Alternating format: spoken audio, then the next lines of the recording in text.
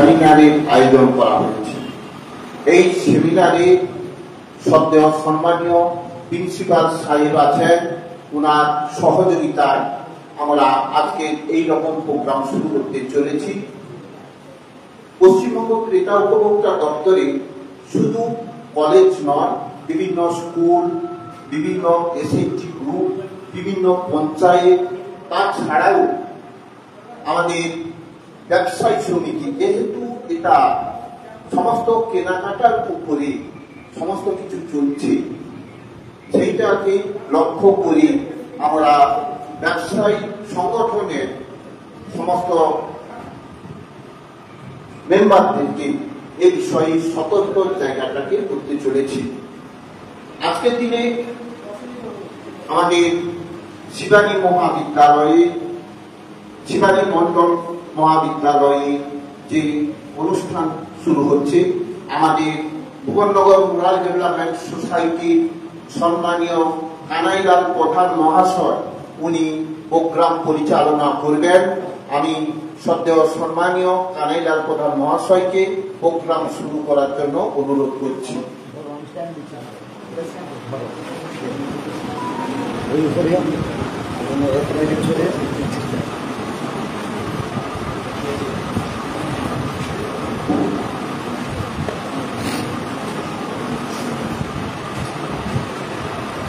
নমস্কার। ক্রেতা উপভোক্তা দপ্তর পশ্চিমবঙ্গ সরকার এক বিস্তারিত প্রোগ্রামের মাধ্যমে সরকারি পরিকল্পনা বাস্তবায়নে তাদের ভূমিকা চারদিকে ছড়িয়ে পড়েছে। আমরা আজকে একজন সচেতনতা লাভের অংশীদারি দিক থেকে আজকে আমরা উপস্থিত হয়েছি আমাদের এই শিবানী মন্ডল মহাবিদ্যালয়। আজকে সর্বপ্রথম আমাদের জানতে হবে যে এই অনুষ্ঠানে অতিথি হিসাবে যারা উপস্থিত হয়েছেন, আমাদের মহাবিদ্যালয়ের অধ্যক্ষ প্রিন্সিপাল স্যার শ্রীযুক্ত অসিত দীপঙ্কর চাঁদা মহাশয়, আমরা সর্বাগ্রে তাকে জানি আমাদের আন্তরিক শুভেচ্ছা এবং অভিনন্দন। আমরা অতিথি হিসাবে আজকে আমরা পেয়েছি আমাদের নামখানা গ্রাম পঞ্চায়েতের প্রধান সাহেব শ্রীযুক্ত গুরুপদ মালী মহাশয়কে, আর উপস্থিত আছেন আমাদের সামনে মিস্টার সঞ্জীব সিনহা, সভাপতি কর্তা উপভোক্তা দপ্তর পশ্চিমবঙ্গ সরকারের থেকে বাড়ি রিজিয়নের সর্বময় দায়িত্বের অধিকারী। তার প্রধানতায় আমরা আজকে এই সচেতনতা শিবিরে কিছু অংশ যদি আমরা উপলব্ধি করতে পারি, আমরা নিজেদেরকে একটু কৃতার্থ মনে করব। আমরা প্রথমে অব্যাহত অতিথি হিসেবে আমরা এই তিনজনকে বরণ করে দিচ্ছি। বরণ করে নিচ্ছেন আমাদের ভুবননগর রুরাল ডেভেলপমেন্ট সোসাইটির পক্ষ থেকে আমাদের বোন মিনাক্ষী। সব স্পষ্ট দিয়ে তাদেরকে সমাধিত করছে। একে একে প্রধান সাহেব, অধ্যক্ষ সাহেব এবং কর্মচারীর মাধ্যমে তারা শুভ অভিনন্দন।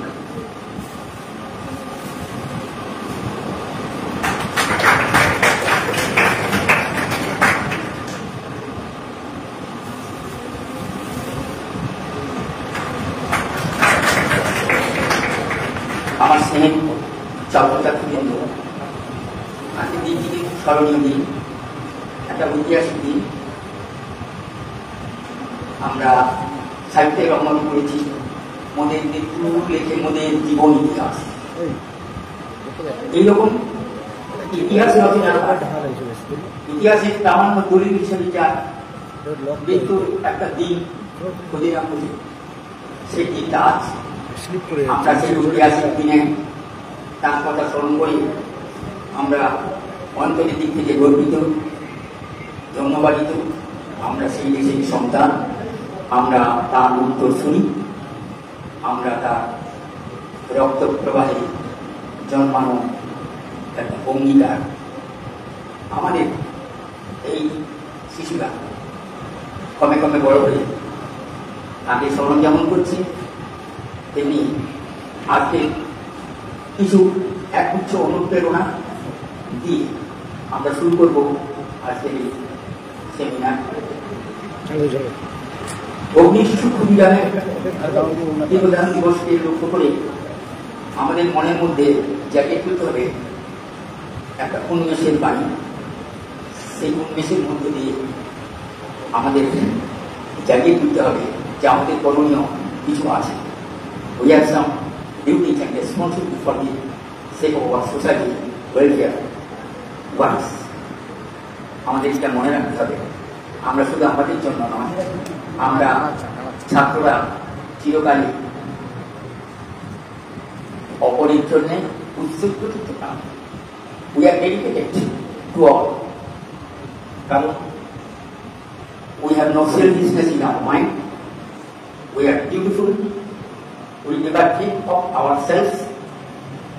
নিঃস্বার্থ ভাবে আমাদের এগিয়ে চলার মন্ত্র নিয়ে আমরা চিরকালই সবার কাছে অভিনন্দিত হই, কখনো প্রত্যাখ্যাত হই, কখনো শাস্তি পাই। সবকিছু মিলিয়ে আমরা এক বিচিত্র অঙ্গীকার আমাদের এর মধ্যে, অন্তরের মধ্যে জীবনে চলার পথে। আমাদের একটা কথা স্মরণ রাখতে হবে, সত্যিকারই যেটা ছাত্রছাত্রী আমাদের যে ঘরের মঙ্গল শঙ্খ নহে দুঃখ, নহে সন্ধ্যার দীপালু, পথে পথে অপেক্ষিছে কাল বৈশাখী আশীর্বাদ, শ্রাবণ রাত্রি বজ্রনা। এটা আমাদের মনে রাখতে হবে। সবকিছুকে এড়িয়ে আমাদের যে উদাত্ত মানসিকতা, সেইটা দিয়ে এই সমাজের জন্য কিছু করে যাওয়ার মূল মন্ত্র আপনাদের আমাদের সবাই চলার পথে একটা নতুন সফর, সেই দিকে লক্ষ্য রেখে আমি আজকে আমাদের অতিথিবর্গের অনুপ্রেরণার সঙ্গে কতগুলো মূল বক্তব্য বিষয় আছে। সেটা হচ্ছে বর্তমান এই ডিজিটাল ওয়ার্ল্ড আমরা টেকনিক্যালি অনেক এফিসিয়েন্সির দিক থেকে টেকনিক্যাল ওয়ার্ল্ডে আমরা নানা রকমভাবে বঞ্চিত হচ্ছি হবো। অন্যদিকে জীবনের চলার পথে জৈবিক প্রয়োজনে নেওয়া দেওয়া, ক্রয় বিক্রয়, কেনাকাটা, দান প্রতিদান, বিভিন্ন বিষয়ের পর কৃষিক্ষা, কৃষি, শিল্প, প্রত্যেকটি জায়গায় আমাদের নেওয়া দেওয়ার উপরে কিছু বাস্তবতা নির্ভর করছে। সেখানে একটা জিনিস দেখা যাচ্ছে, যত সুশিক্ষিত আমরা করি না কেন, যত টেকনিক্যাল ইনফ্লুয়েন্স করি না কেন, আমাদের মধ্যে নানা রকমের বঞ্চনা, প্রতারণা, ভুলভ্রান্তি, অনুপ্রবেশ ইত্যাদি দিয়ে জর্জরিত করে তুলতে পারি মানব সমাজকে। আজকে অনুপ্রেরণার কিছু পাঠ আমাদের যে সমস্ত বিশিষ্ট বক্তা যারা আছেন, বিশেষ করে আমাদের অধ্যক্ষ সাহেব, আমাদের প্রধান সাহেব, যারা বাস্তব জীবনের সঙ্গে অনেক জায়গায় অনেক ঘাট প্রতিঘাতের মধ্য দিয়ে অনেক নতুন এক্সপিরিয়েন্স, বিটার এক্সপিরিয়েন্স যারা করেছে তারা কিন্তু পাবে, কিন্তু সে স্কোপ হয়তো আমরা সবসময় পাই না। কিন্তু আজ একটা রেলিভেন্ট এই যে সেমিনার, তার প্রাসঙ্গিক যে সম্মেলন, এখানে তার বক্তব্যের মধ্য দিয়ে সেইগুলো ফুটে উঠে আসে। যতটুকু আমরা অভিজ্ঞতারত জিনিস আছে সেগুলো বলবো। সব শেষে আমাদের মিস্টার সঞ্জীব সেরা, যিনি ডিপার্টমেন্টাল মোর এক্সপিরিয়েন্স এবং ঠিক তাদের যে দীর্ঘদিনের এই পরিচর্যা চলছে, ডিপার্টমেন্টাল প্ল্যান অ্যান্ড প্রোগ্রাম চলছে, তার থেকে যে অভিজ্ঞতা তারা লাভ করেছেন, অনেক কিছু আমরা জানি না। আমরা এই পুস্তিকা থেকে অনেকগুলো পড়ে নিচ্ছি, ডিটেলসগুলো কিছুটা ওয়াকিবহাল হচ্ছে, সেগুলোর মধ্যে তার কতগুলি মেজারেবল সাইটস আছে, প্রতিষ্ঠিতমূলক ব্যবস্থা কীরকম নেওয়া যায়, কোন ডিপার্টমেন্ট আছে, কোন কোন ডিপার্টমেন্টের সঙ্গে লাইট হয়ে আছে, যার কাছে গেলে আমরা সঠিক সমাধান খুঁজে বের করতে পারবো। সেই অঞ্চলের ইতিহাস কোথায় কোথায় কীভাবে দাঁড়ায় আমরা আনাচে কানাচে একটু আজকে এই ছোট্ট অভিজ্ঞতার মধ্যে দিয়ে শুনেছি, জেনেছি বা দেখছি। এই যে ঠকানো ব্যাপারটা দেখছি, কিন্তু সরব হয়ে স্বভাব হয়ে আমরা সবসময় করতে পারি না, সব জায়গায় আমাদের একটু খাটে না। সেখানে প্রতিরোধ কোনো কিছু গড়ে তুলতে গেলে সেখানেও নিজেকেও প্রতিরোধ হতে হয়। এই যে সমস্যা, এই সমস্যা সমাধানের জন্য একটা সুস্পষ্ট ইঙ্গিত, সুস্পষ্ট পথ আর স্মুথ ওয়ে অফ মেজারমেন্ট সম্পর্কে আমাদের সঞ্জীবদার অভিজ্ঞ তিনি বলবেন, আমরা মন দিয়ে সেগুলো শুনবো। একটা জিনিস আমি তোমাদের কাছে প্রার্থনা করবো, আমরা সিনিয়র, আমি নিশ্চয়ই তোমাদের অশুভ উপদেশের জন্য এখানে আসিনি, আমরা চাই তোমাদের কল্যাণ। তোমরা চুপ করে বসে শুনবে, অভিজ্ঞতা অর্জন করবে, শুধু অর্জন নয়, extension of knowledge, broadcasting of your knowledge and activation of your knowledge to your neighbors, to the society and to the public. Wherever you find any problem, you may adopt it and forward it to the department through our society, through our branch office, regional office, through our department. এটাই হচ্ছে আমাদের পথ। আমাদেরকে শুধুই জানতে হবে deficiency কোথায় কোথায়, তার প্রতিকার কি, প্রতিকারের জন্য কোথায় গিয়ে আমাদের হাত দিতে হবে, কোথায় গিয়ে আমাদেরকে ফেস করতে হবে। সেটা জনমানুষের সবাই, কিন্তু সাধারণ মানুষ, বাবা, কাকা, দাদু, দিদিমা বা এরা জানে না, কিন্তু তোমাদেরকে হেল্প করতে হবে।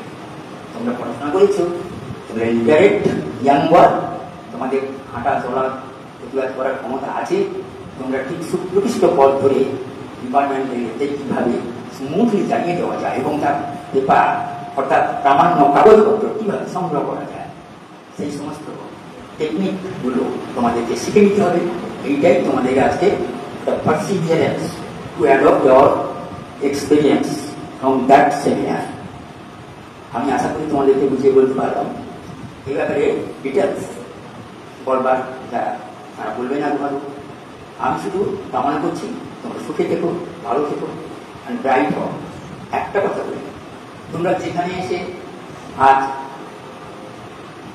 লেখাপড়ার জন্য উপস্থিত হয়েছি, এটা একটা পবিত্র প্রতিষ্ঠান হিসেবে এক পবিত্র মানসিকতা একজন লোক, আমাদের সহ্য কর্মশ্রদ্ধা, তিনি সবারই গুরু বলতে গেলে এ অন্তরাঞ্চলের গুরু, আমার থেকে আরো 8-10 বছর বড়, কিন্তু আমরা সমানভাবে কাজ করেছি, স্কুল শিক্ষা প্রতিষ্ঠান সব কাজ করেছি, প্রশাসনিক লেভেলেও কাজ করেছি। তার মতো পরিকর্মা লোক এই যে একটা ফাউন্ডেশন তৈরি করেছে, যা অনুকম্পায় আমরা এখানে আজকে উপস্থিত হতে পেরেছি। শত শত ছাত্রছাত্রী, তোমরা হয়তো আমার কেউ ছাত্র নিয়ে যাই না, আমি রিটায়ার হয়ে গেছি। এখানে আমার প্রায় 500,000 মতো ছাত্রছাত্রী এখানে বিএড, টিচিং, বিএড টিচিং যেগুলো নিয়েছে, কারণ আমার কোর্সে সব ভর্তি হয়ে তাদের পাস করে ভালো ডিসিশন নিয়ে সবাই সব চাকরি বাকরি করছে। এটা তোমরা জানো, এই সুনাম একটা আছে। নামখানায় শিবাজী মহাবিদ্যালয় হবে, এই ধরনের যে একটা ভাবনা আমরা দীর্ঘ স্বাধীনতার পর থেকে আজ পর্যন্ত কোনোদিন কেউ উপলব্ধি করতে পারিনি, করেছিলেন কর্মসূচা। আজ তার কথা আমরা যে বিশাল মহিভোগ সে তৈরি করে গেছে, আমাদের মতো ছোট ছোট পাখিরা তার কাছে নিচে এসে ছায়া খাচ্ছি, ফল খাচ্ছি, পরিবেশ উপভোগ করছি। আমরা সত্যি অভিনন্দিত, আমরা সত্যি গর্বিত, আমরা ধন্যবাদিত। সবাইকে জানাই আমার পক্ষে ভালোবাসা, সন্তান প্রতিম তোমরা, তোমাদেরকে জানি স্নেহ, প্রীতি ও শুভকামনা। আমার অভ্যাগত অতিথিবন্ধ, আমাকে সবাই জুনিয়র, তাহলেও আমি তাদেরকে জানাই আমার হার্দিক অভিনন্দন। তাদের মূল্যবান কথাবার্তা শোনাতে থাকে।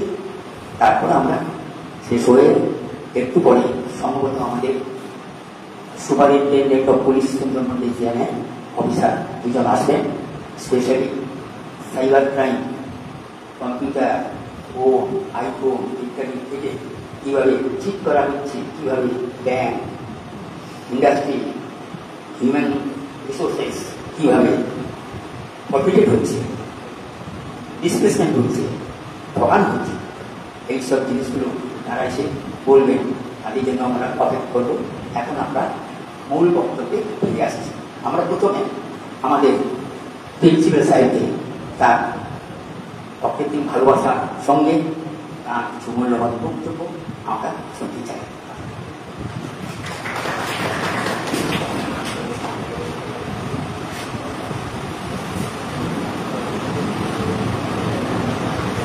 সমাগত অতিথিবৃন্দ, সবাইকে আমি শিবানী মন্ডল মহাবিদ্যালয়ে স্বাগত জানাই।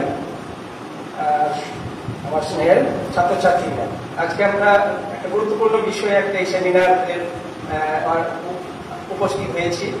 এই সেমিনার নিয়ে হঠাৎ করে এখানকার যে ক্রেতা সুরক্ষার সংস্থা তারা আমার কাছে এসে একদিন বলেন যে আপনাদের কলেজে আমরা একটা সেমিনার করতে চাই। বিষয়টা শুনে আমার ভালোই লেগেছে। এটার সাথে সাথে সাইবার ক্রাইম নিয়ে বলার রয়েছে যে উনি স্যার এক্ষুনি বললেন যে সুপারিনটেন্ডেন্ট অফ পুলিশ তারা আসছে। তারা গত বছর এখানে সেমিনার করেছেন, বিশেষ করে ছাত্রছাত্রীদের সাইবার ক্রাইম নিয়ে যে সচেতনতা সেটা সম্পর্কে আমার দরকার এসে পৌঁছেছেন। সবাইকে আমি স্বাগত জানাই। তাহলে ক্রেতা সুরক্ষা, ক্রেতা সচেতনতা এবং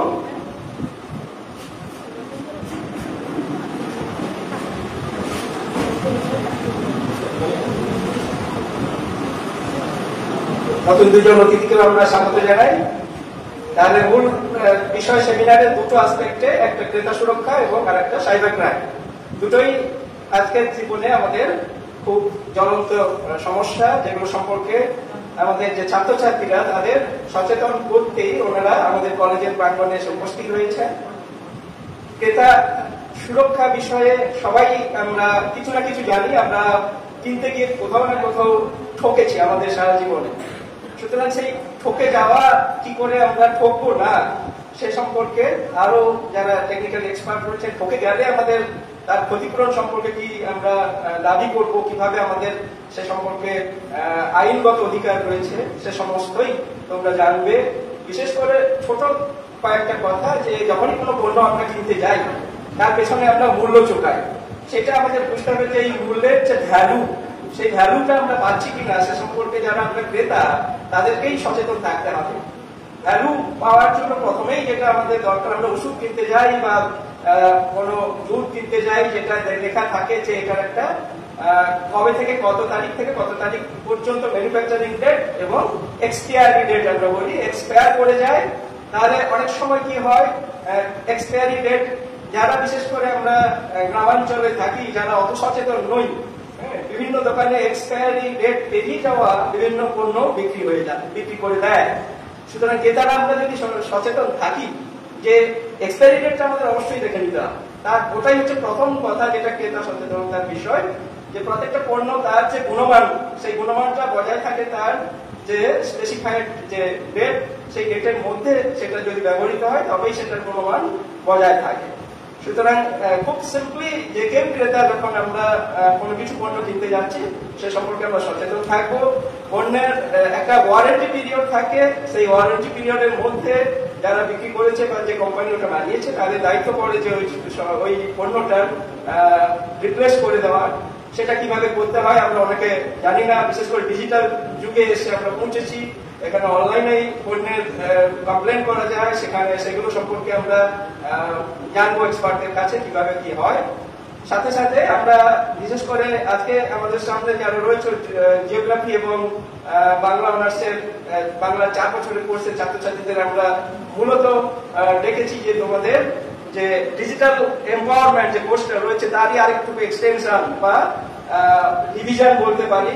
বিশেষ করে এথিক্সের ব্যাপারটাতে এবং সুরক্ষার ব্যাপারটাতে, ডিজিটাল সুরক্ষা, সেই সম্পর্কে এক্সপার্টরা এসছেন। বিশেষ করে যারা প্রশাসন চালান তারা সবসময় বিভিন্ন সমস্যার সম্মুখীন হয় এই ডিজিটাল ফ্রডের দিক থেকে, যেটাকে আমরা এক কথায় বলি সাইবার ক্রাইম। সে সম্পর্কে কিছুটা তোমরা অলরেডি সচেতন হয়েছে তোমাদের কোর্সের থ্রু দিয়ে। আরো যে প্র্যাকটিক্যাল সমস্যা সমাজে যেটা এদিক থেকে অ্যারাইজ করে সে সম্পর্কে একেবারে যারা ভুক্তভোগী আমাদের প্রশাসনের কর্তা ব্যক্তিরা তাদের অভিজ্ঞতা তোমাদের সাথে শেয়ার করবেন। সুতরাং ডিজিটাল এম্পাওয়ারমেন্ট এবং ডিজিটাল নলেজের যে ইম্পর্টেন্স বর্তমান দিনে তার ইউজ এবং মিসইউজ সে সম্পর্কে তোমরা আরো সচেতন হবে, আরো সমৃদ্ধ হবে এই সেমিনার থেকে, সেটা অবশ্যই আমি বিশ্বাস করি। আর কথা না বাড়িয়ে পরবর্তী বক্তাদের আরো কথা তোমরা শুনবে, তাই আমি সবাইকে আরেকবার ধন্যবাদ জানিয়ে আমার বক্তব্য শেষ করছি।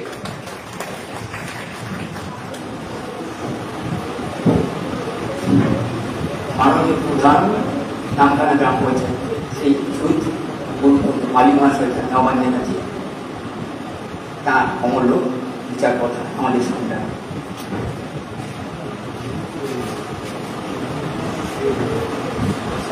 এই সুযোগে আমাদের সাইবার ডিপার্টমেন্ট সুপার টেকনোলজি পক্ষ থেকে আমাদের দুজন সম্মানীয় রিপ্রেজেন্টেটিভ আমাদের সামনে উপস্থিত হয়েছেন। আমরা প্রথমে তাদেরকে পুষ্পস্তবককে অভিনন্দিত করছি, এরপরে তাদের আবার বক্তব্য আমরা শুনব। নমস্কার। নামখানা গ্রাম পঞ্চায়েত এলাকার আমাদের যে শিবানী মন্ডল মহাবিদ্যালয়, সেই বিদ্যালয়ের কক্ষে আজকের একটা বিশেষ অনুষ্ঠান অনুষ্ঠিত হতে চলেছে বা চলছে, শুরু হয়েছে ইতিমধ্যে। উপভোক্তা বিষয়ক সচেতনতা শিবির। আমরা যারা এই সভায় উপস্থিত হয়েছি, কিছুক্ষণ আগে আপনাদের সামনে খুব সুন্দরভাবে বক্তব্য রাখলেন এখানকার প্রিন্সিপাল সাহেব। প্রিন্সিপাল সাহেবকে আমি আমার নামখানা গ্রাম পঞ্চায়েতের পক্ষ থেকে অসংখ্য ধন্যবাদ জানাই। ধন্যবাদ জানাই ক্রেতা সুরক্ষা পক্ষ থেকে যে সমস্ত আধিকারিকবৃন্দ এখানে এসে পৌঁছেছেন তাদেরকেও আমার পক্ষ থেকে, আমার জিপির পক্ষ থেকে আমি ধন্যবাদ জানাই। বিশেষ করে ধন্যবাদ জানাবো আজকে সাইবার ক্রাইমের পক্ষ থেকে যে সমস্ত আধিকারিকরা আমাদের সামনে এসছে, তারা তাদের মূল্যবান কথাগুলো উপস্থাপন করবে, আমরা মন দিয়ে শুনবো এবং শোনার দরকার আছে বর্তমান যুগে। আর সর্বোপরি আমাদের এখানে যারা সাংবাদিক ভাইরা এসছেন, আমাদের খবরগুলো যারা সংবাদ মাধ্যমে পৌঁছে দিয়ে একটা ভালো পরিবেশ গঠনে সাহায্য করে, তাদেরকেও আমার জিপির পক্ষ থেকে অসংখ্য ধন্যবাদ জানাই। সর্বোপরি আমার স্নেহের শিবানী মন্ডল মহাবিদ্যালয়ের ছাত্রছাত্রীবৃন্দ, তোমাদেরকেও আমার পক্ষ থেকে, আমার জিপির পক্ষ থেকে অসংখ্য ধন্যবাদ জানাই। আজকের বিষয়টা একটা গুরুত্বপূর্ণ বিষয়। আমাদের সমাজ এগিয়েছে, দিনক্ষণ বদলেছে, কিন্তু আমরা মানুষজন অনেক আপডেট হয়েছি, আবার কি তার সঙ্গে কিছু কিছু আবার ব্যাকডেটও আমাদের হতে হচ্ছে। এইগুলো আমরা জানি না বলে কিছু কিছু ক্ষেত্রে আমরা ঠকি।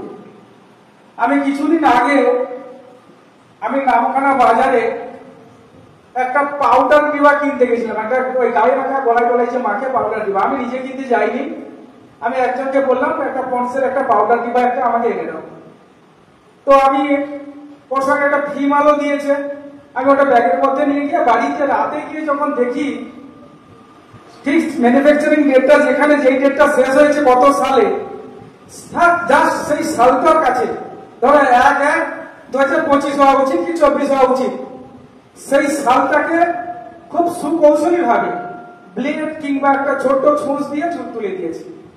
আমার মনের মধ্যে একটা সন্দেহ জাগলো। তার পরের দিন আবার নামখানে গেছি কাজে, তো দোকানদারের নামটা আমি বলছি না, তো দোকানদারকে গিয়ে বললাম গতকাল সন্ধ্যার সময় আপনার দোকান থেকে এই মালটা গেছে, এই ডেটটা কত আমাকে একটু দেখে বলুন তো। দেখে ও নিজে বলতে পারছে না, আমাকে দেখে বলছে স্যার আমি একটু পাঠিয়ে দিচ্ছি। এটা কি ঠিক? আমার কথা হচ্ছে মানুষ কিনবে ন্যায্য পয়সা দিয়ে, তাহলে কেন মানুষকে আজকে ঠকানো হবে সুকৌশলী ভাবে? একদম আমার কথাটা সেই জায়গায়। আজকে ক্রেতা সুরক্ষা সম্বন্ধে আজকে আমাদের দিবঙ্কর বাবু যে সেকশন থেকে ছাত্রছাত্রীরা তুলেছে, তাদের কাছে আমার অনুরোধ, তোমাদের মনের মধ্যে কেনা বেচার উপরে নানান প্রশ্ন থাকতে পারে, আমাদের আধিকারিক বৃন্দ আছে, আপনারা তাদের থেকে জানবেন, বুঝবেন। এই ধরনের সমস্যা যদি হয় কোন জায়গায় জানাতে হবে তার নাম্বারটা কালেক্ট করবেন। আর কেউ যদি এই ধরনের বিপদে পড়ে, সে তো জানে না, তাকে তোমরা যারা আজকে এই প্রশিক্ষণ থেকে শিক্ষা নেবে তাদেরকে জানাতে হবে। আমি এখানে এলাম, আমি বুঝলাম, জানলাম, কিন্তু আমি কোনো কারোর ক্ষেত্রে এটাকে আমি সহযোগিতার হাত বাড়িয়ে দিলাম না, তাহলে লাভটা কি হবে? আজকে যারা 50 জন ছাত্রছাত্রী আছো, আগামী দিনে তোমাদের কাছ থেকে এই সমস্ত ব্যাপারগুলো সাইবার ক্রাইম সম্পর্কে স্যারেরা বলবে। আমি শুধু একটা কথা বলবো, কয়েকদিন আগে দুটো অ্যান্ড্রয়েড সেট হারিয়ে যায়, তো আমি সেটা আমাদের থানায় তাদেরকে পাঠিয়েছিলাম। পরবর্তীকালে 3 মাসের মধ্যে দেখলাম দুটো সেটেই ফেরত পাওয়া গেছে। আমি কোনো স্যারের কাছে এইটুকু আমি একটু জানতে চেয়েছিলাম যে স্যার কে ব্যাখ্যা করেছে। আমি বলছিলাম, প্রধান সাহেব এটা জানার দরকার নেই, মালটা তো ফেরত পাচ্ছেন, এটাই বড় কথা। আমি জানতে চাইছিলাম যে আমার শেয়ার যদি এখান থেকে চুরি হয় এখনই, তাহলে কে বা কারা চুরি করবে? আমরা যারা কাছে আছি, আমার বাড়ি থেকে যদি শেয়ারটা চুরি হয় আজকের দিনে, তাহলে আমার বাড়িতে কে বা কারা গেছিল, তাদের মধ্যে একটা, বা আমার বাড়ির লোকেরা নিল কিনা, তাদের মধ্যে একটা সন্দেহ থেকে যায়। তো যাই হোক, প্রশাসনটা সুকৌশলে সেটগুলো ফেরত দিয়েছে। আমি শুধু একটা কথা বলবো, দেশ এগোচ্ছে, দিন এগোচ্ছে। আজকে আমাদেরকে যদি বলা হয় অ্যান্ড্রয়েড সেট ব্যবহারের বিষয়ে যদি বলা হয়, আমি কিন্তু খুব বেশি ভালো বলতে পারবো না। আমি একজন প্রধান দেখি, আমি ওই নামটা লোড করতে পারি, কিছু হোয়াটসঅ্যাপ মেসেজ করতে পারি, টুকটাক যেগুলো না করলে নয় সেগুলো শিখেছি। অথচ আমার বাড়ির একটা 4-5 বছরের ছেলের কাছে যদি সেটটা দেয়, সে যা জানে তার থেকে আমি অনেক কম জানি। তাহলে কি বুঝতে হবে যে যুগের সাথে সবাই আজকের শিক্ষার সঙ্গে যুক্ত হয়ে, মা বাবাদের কাছ থেকে কিংবা বাড়ির কাছ থেকে, গুরুজনদের কাছ থেকে, সবার কাছ থেকে তারা যে শিখছে, দেখছে, সেটাকে তাদের মাথায় নিয়ে তারাও আপডেট হচ্ছে আস্তে আস্তে করে। তো আগামী দিনে আমি যদি আজকে থাকতে পারতাম খুব ভালো হতো। আমারও কিছু প্রশ্ন ছিল, কিন্তু এমন একটা দিন, আমার আজকে রিয়েলে অডিট চলছে পঞ্চায়েতে, এবং আমার পঞ্চায়েতে আজকে বিডিও সাহেব নিজে মিটিং করতে গেছেন, সুতরাং প্রধান সাহেব একটু থাকার দরকার আছে। আমি যদি এই সভাটাকে শেষ করতে পারতাম, আমার মনটা একটু শান্তি হতো। কয়েকটা প্রশ্ন করে আমাদের সাইবার থেকে যারা আসছেন তাদের কাছেও প্রশ্ন ছিল, আমাদের ক্রেতা সুরক্ষার কাছেও কিছু প্রশ্ন ছিল। যাই হোক, থাকতে পারছি না। আমি শুধু একটা কথা বলবো, যে যেটা আমরা এখান থেকে জানবো, বুঝবো, সেটাকে আমরা ঠিক মতো ইউটিলাইজ করবো, এটাই হচ্ছে আমাদের কথা। শুনলাম সব, নিজের মধ্যে রাখলাম, কিছু বললাম না, সে শিক্ষার কোনো মূল্য নেই।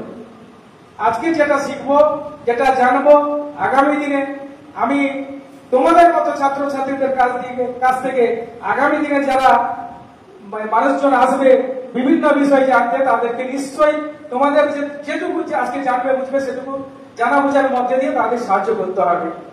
তো এই কথা বলবো।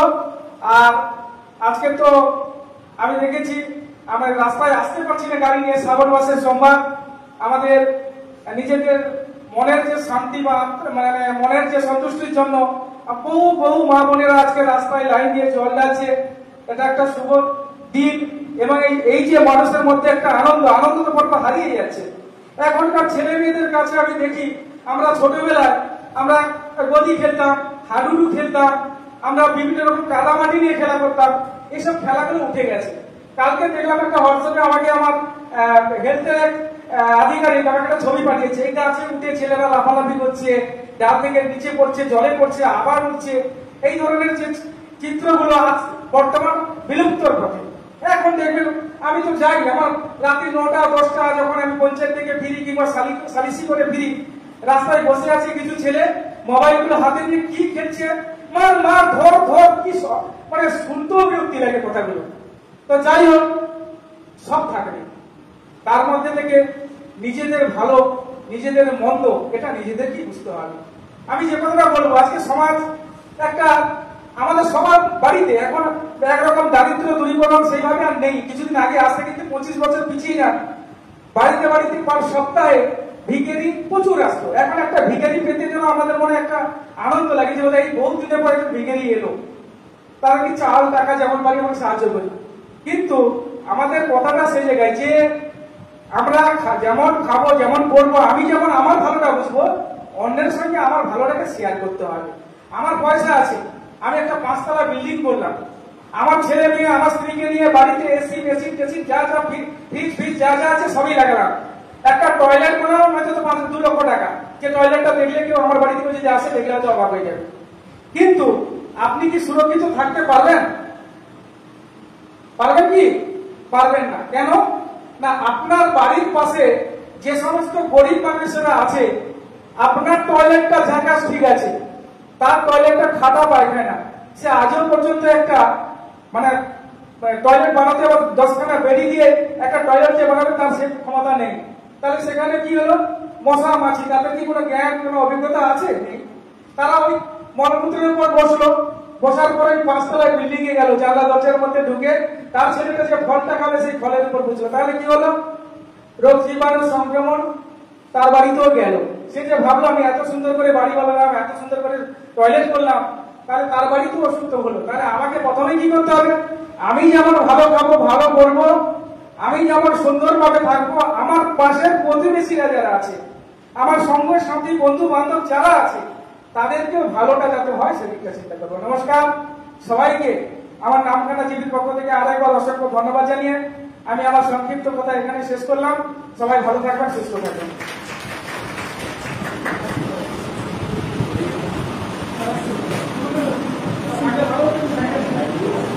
সাইবার ক্রাইম এক্সপিরিয়েন্স সম্পর্কে কিছু কথা আমাদের জানা দরকার। আমাদের ডিপার্টমেন্টের দিক থেকে Sundarban, superintendent police, Sundarban district এবং এক্সপিরিয়েন্স, আমরা প্রথম আমাদের প্রশিক্ষককে আহ্বান জানাচ্ছি, বলবেন তারপর যে কোনো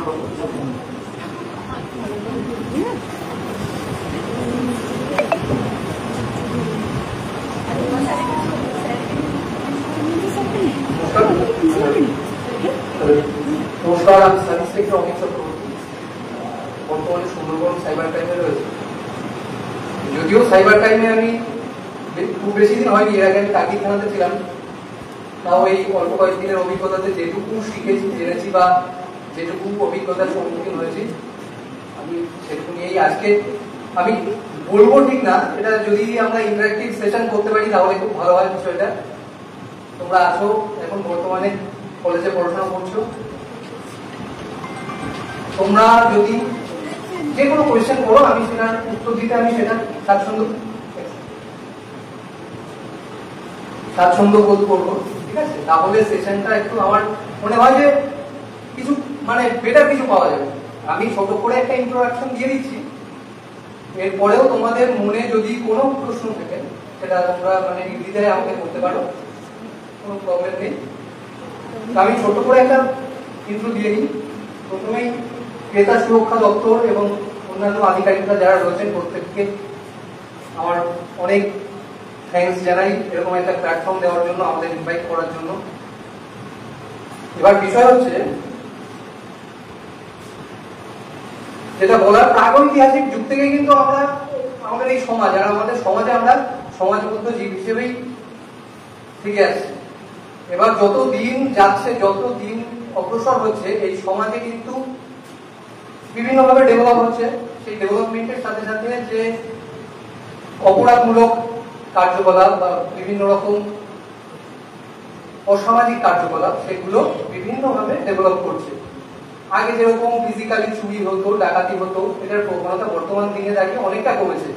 এখন সবাই জানো যে জেনারেশন জি, সুতরাং এই জেন জি এর যুগে অপরাধের যে সংজ্ঞাটা সেটাও কিন্তু একটু পাল্টেছে। মানুষ এখন বর্তমানে ফিজিক্যালি বা মানে সরাসরি অপরাধ করার থেকে এখন যেহেতু দেখছে যে মানুষ কি এখন সকলের হাতেই ফোন আছে, সেটা অ্যান্ড্রয়েড হোক কিংবা অন্যান্য অ্যাপেল বা যাই হোক সামথিং, সেটা একটা কম্পিউটারই করে চলে। এবার তার মাধ্যমে তার কিন্তু অন্দরের খবর এবং বাইরের খবর সবই বিশ্বজুড়ে কিন্তু ছড়িয়ে পড়ছে। সুতরাং এই ডেটা যদি যারা অপরাধ, যাদের ইন্টেনশন রয়েছে বা যারা এটা ভাবছে যে আমি অপরাধ করব, এই ডেটাকে কাজে লাগিয়ে কিন্তু সেটা আরামসে করতে পারে। এবার এই সাইবার যে অপরাধ, এই সাইবার অপরাধের কিন্তু বিভিন্নভাবে বিভিন্ন প্রকার ভেদে হতে পারে। যদি আমরা এক এক করে বলতে থাকি তাহলে শেষ হবে না। তাও আমি যে কটা পারি, ঠিক আছে, বেশি ম্যাক্সিমাম যেগুলো হচ্ছে সেগুলো বলার চেষ্টা করছি। বর্তমান দিনে দাঁড়িয়ে আমরা দেখতে পাচ্ছি যে একটা স্কিম, যেটা হয়তো অনেকেই রিলেট করতে পারবেন, ট্রেজার এনএফটি। একে নাম শুনেছে একটুখানি যদি হাত তোলো। একজন আর কেউ? আচ্ছা আচ্ছা, ট্রেজার এনএফটি হচ্ছে, আমি বিষয়বস্তুটা বললে হয়তো সবাই বুঝতে পারবে। এটা হচ্ছে এমন একটা স্কিম বা এমন একটা অ্যাপ যেখানে তুমি ইনভেস্ট করতে পারবে, এবং এই ইনভেস্টমেন্ট ডে বাই ডে সেটা ব্যাংকে যে হারে ইন্টারেস্ট দেয় তার থেকে মিনিমাম করে 5-6 গুণ বেশি রেটে দেবে। প্লাস তুমি যদি সেটাকে শেয়ার করে বা তুমি যদি সেটাকে রেফার করতে পারো তোমাদের বন্ধুদের মধ্যে হোক বা পরিবারের অন্য কারোর মধ্যে হোক, সেক্ষেত্রে তোমার একটা এক্সট্রা বোনাস আছে। কি এবার কি শোনা শোনা লাগছে নাকি বিষয়টা? এটা অ্যাকচুয়ালি এটার সূত্রপাত হয় 1919 সালে, ঠিক আছে? ইতালিতে একজন ছিলেন, তার নাম হচ্ছে চার্লস পঞ্জি। এই চার্লস পঞ্জি উনি খুব বড় ব্যবসায়ী মানুষ। কি করে টাকাকে বেশি বেশি করে ডাবল ট্রিপল করতে হবে সেটা তো তার মাথায় থাকবেই। তো তিনি করলেন কি, এরকম একটা স্কিম নিয়ে আসলেন মার্কেটে। স্কিমটা সেরকম কিছু নাম দেয়নি, কিন্তু যেহেতু তিনি এনেছেন সেহেতু তার নাম অনুসারে ওটা পঞ্জি স্কিম হয়। ওখানে বলা হয় যে আমার এখানে ইনভেস্ট করুন, আগামী 1 মাসের মধ্যে এই টাকা ডবল হবে। যেমন আমরা ফি হেরাফেরিতে দেখি 25 দিন মে পয়সা ডবল হলো না, তারপরে 25 দিন পরে 1 মাস পরে তাকে খুঁজেই পাওয়া গেল। কি হলো প্রথম? এবার চার্লস পঞ্জি যখন বললো ওটা যে 30 দিনে টাকাটা ডবল হয়ে গেল, তখন আমি ভাববো যে আরে এটা করবো কি করবো না, সবাই ইতস্তত বোধ করছিল। করলো কিছুজন, করার পরে দেখলো যে হ্যাঁ টাকাটা কিছু জনের কাছে সেটা ডবল করে দিল। কিরকম? 5 জন ধরো 10,000 টাকা করে দিল, 2 জনকে তো ডবল দিতে পারবে, এই হচ্ছে বিষয়। এবারে বলা হলো ওকে ঠিক আছে, আপনারা যদি আরো বেশি সংখ্যক মানুষকে এর মধ্যে নিয়োজিত করতে পারেন তাহলে এক্ষেত্রে আপনাকে আরো বেশি করে কমিশন দেওয়া হবে। সেই ফালে করে আরো প্রত্যেকে আরো বেশি বেশি করে লোক আনতে লাগলো, বিশাল অঙ্কের একটা মুনাফা হলো। হওয়ার পরে সেই চার্লস পঞ্জি সব টাকা নিয়ে চলে গেল। এই স্কিমটা অনেকটা পুরনো হলেও এই ক্রাইমটা কিন্তু ডে বাই ডে আমাদের এখানে, আমাদের সারা পৃথিবী জুড়ে অঙ্গাঙ্গী ভাবেই জড়িত রয়েছে। ওটা পঞ্জি স্কিম গেল, এরপর অনেক কিছু এসেছিল, যেমন গণেশ বলে একটা এসেছিল, এখন আবার এই ট্রেজার এনএফটি। শুনবে কি শুনবে না জানি না, সেটা একটু সার্চ করে দেখো ট্রেজার এনএফটি, ওটাও একটা স্ক্যাম। এই একটা গেল, এরপরে আরেকটা হচ্ছে স্ক্যাম দিয়ে বলি। অনেকে তোমাদের যারা যেহেতু ছাত্রছাত্রীরা আছো সেই জন্য তোমাদের বলি যে পরবর্তীকালে তো তোমরা মানে এখন থেকে হয়তো বিভিন্ন ভাবে অনলাইন জব বা বিভিন্ন রকম কম্পিটিটিভ ফিল্ডে জড়িয়ে আছো। তা সেই ক্ষেত্রে অনলাইন জব সিকিং এর ক্ষেত্রে অনেক সময় তোমরা গুগলে সার্চ করো যে অনলাইন জব প্ল্যাটফর্ম নিয়ে, সেই ক্ষেত্রে যেটা সামনে আসে সেটাতেই অ্যাপ্লাই হয়তো করে দাও। সেই ক্ষেত্রে তোমাদের একটা সচেতনতা সবসময় নিজেদের মধ্যে রাখতে হবে, যেটা কিনা হচ্ছে গুগল কোন জিনিসকে আগে দেয় সেটা আমাদেরকে বুঝতে হবে। শুধু গুগল নয়, বিভিন্ন সার্চ ইঞ্জিন সেটাকেই আগে দেবে যেটা স্পন্সর্ড হবে, গুগলকে যে টাকা দেবে। এখনকার জামানায় যেখানে একটা চাকরি বেরোনোর সাথে সাথে লক্ষাধিক ফর্ম ফিল আপ হচ্ছে, সেখানে নিশ্চয়ই গুগলে আলাদা করে স্পন্সরশিপ করে কোনো কোম্পানিকে চাকরির অ্যাডভার্টাইজমেন্ট বের করতে হবে না। তো তোমরা ধরবে কি করে? যদি লেখা দেখো স্পন্সর্ড তার পাশে, ওয়েবসাইটের পাশে, ভালো করে খেয়াল করবে নামের স্পেলিং এ, সেই পার্টিকুলার কোম্পানি হোক বা ওয়েবসাইট হোক, নামের স্পেলিং এ যদি কোনো চোখে পড়ার মতো ভুল থাকে সেগুলো ফ্রড। যদি প্রসেসটা খুব তাড়াতাড়ি হয়, একটা নিয়োগ প্রক্রিয়া কিন্তু চলতে অনেকটাই টাইম লাগে, ঠিক আছে? এভাবে আমাদের সাব ইন্সপেক্টর হোক বা কনস্টেবল হোক এর প্রক্রিয়া চলে প্রায় 1.5 বছর ধরে। এখন ওবিসি কেস, এখন তো আরো বেশি টাইম লাগছে। ওখানে বললো যে 1 সপ্তাহের মধ্যে নিয়োগ প্রক্রিয়া। আরেকটা, যদি কোনো টাকা ডিমান্ড করে যে হ্যাঁ আমাদের প্রিপেড এরকম দিতে হবে 50,000 বা 20,000, তাহলে সেটা চাকরি পাওয়ার পরে আবার সেটা দিয়ে দেওয়া হবে ফুললি ফ্রড, যদি এরকম কেউ আসে। ঠিক আছে, এটা তোমাদের একটা দিক বললাম। এবার আরেকটা দিক বলি, এই প্রতারকরা আরেকটা ভাবে প্রতারণা করে। টেলিগ্রাম গ্রুপ আছে যেটা হচ্ছে টেলিগ্রাম প্রিপেইড স্ক্যাম। এটা একটা স্ক্যামের মধ্যেই, ডিভিশনের মধ্যে পড়ছে। এটা সম্পর্কে একটু ওয়াকিবহাল করি সবাইকে। টেলিগ্রাম গ্রুপ বা হোয়াটসঅ্যাপ যেখানে মাধ্যমে তোমাদের সাথে তারা বন্ধুত্ব একটা বা বন্ধুত্ব হোক বা তোমার নিজের কাছের লোকই হয়তো সেটা বলবে যে ভাই এরকম একটা পেয়েছি, গ্রুপ পেয়েছি যেখানে লাইক অথবা কমেন্ট করার জন্য টাকা পাবো। তুমি করলে কি ঠিক আছে, টেলিগ্রাম গ্রুপে জয়েন তো করে যাই। জয়েন করলে, করার পর টেলিগ্রাম গ্রুপে তোমাকে লিঙ্ক দেবে। লিঙ্ক দেওয়ার পর তুমি সেখানটায় যাবে, একটা ভিডিওতে লাইক করবে, কমেন্ট করবে। এর মাধ্যমে দেখা যাবে তোমার একটা, সেটা স্ক্যামাররাই করবে, তোমার একটা বানায়া একটা অ্যাকাউন্ট তৈরি করবে, যেখানে তোমার একটা, সাপোজ একটা লাইক করলে হয়তো 100 টাকা দেবে। তুমি একটা লাইক করছো, সেখানে 100 পয়েন্ট উঠে যাবে। 100 টাকা নয় কিন্তু 100 পয়েন্ট উঠে যাচ্ছে। স্ক্যামাররা বলবে 100 টাকা তুমি উইথড্র করতে পারবে না, এটা তোমাকে পেতে গেলে এই 100 টাকার তোমাকে মাল কিনতে হবে। তুমি কোথা থেকে কিনবে? ওদেরই ওয়েবসাইট। হয়তো সেখানে তুমি 3-4টি মাল কিনলে 400 টাকা হবে, বাকি 300 টাকা কোথা থেকে পাবে? তখন তোমাকে নিজে থেকে দিতে হবে। সেই দেওয়ার পর তাহলে ওদের কত হলো? 300 টাকা লাভ হয়ে গেল, হলো তো। আর দেখালো যে 100 টাকা তোমার পয়েন্টে রয়েছে।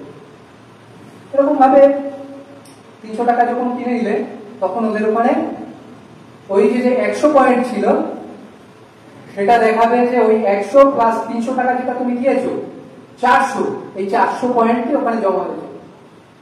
মানে তোমার খাতায় 400 টাকা জমা হয়েছে, ওরা ওটা দেখাবে।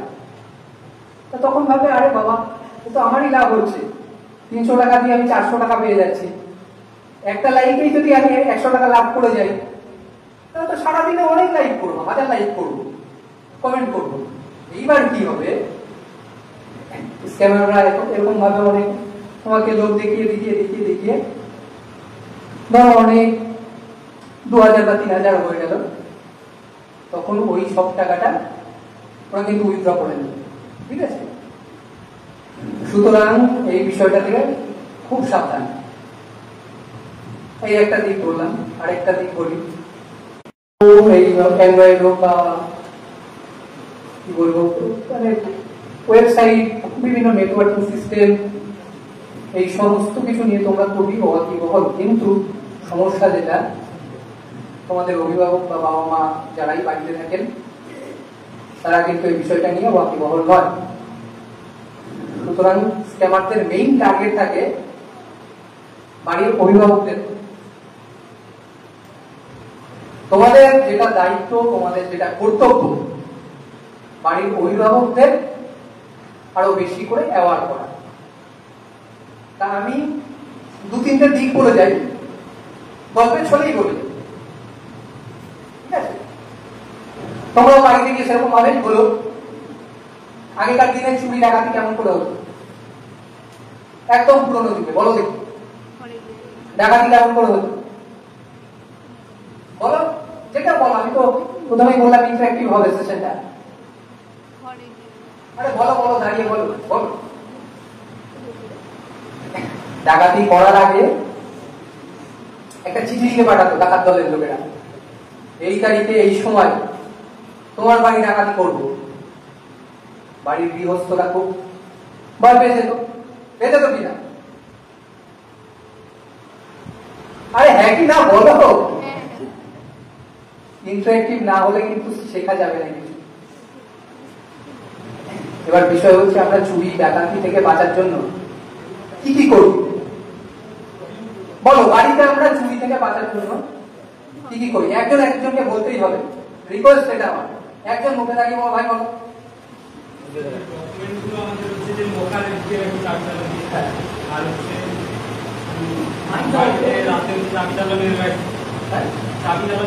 চাবি তালা মেরে রাখি।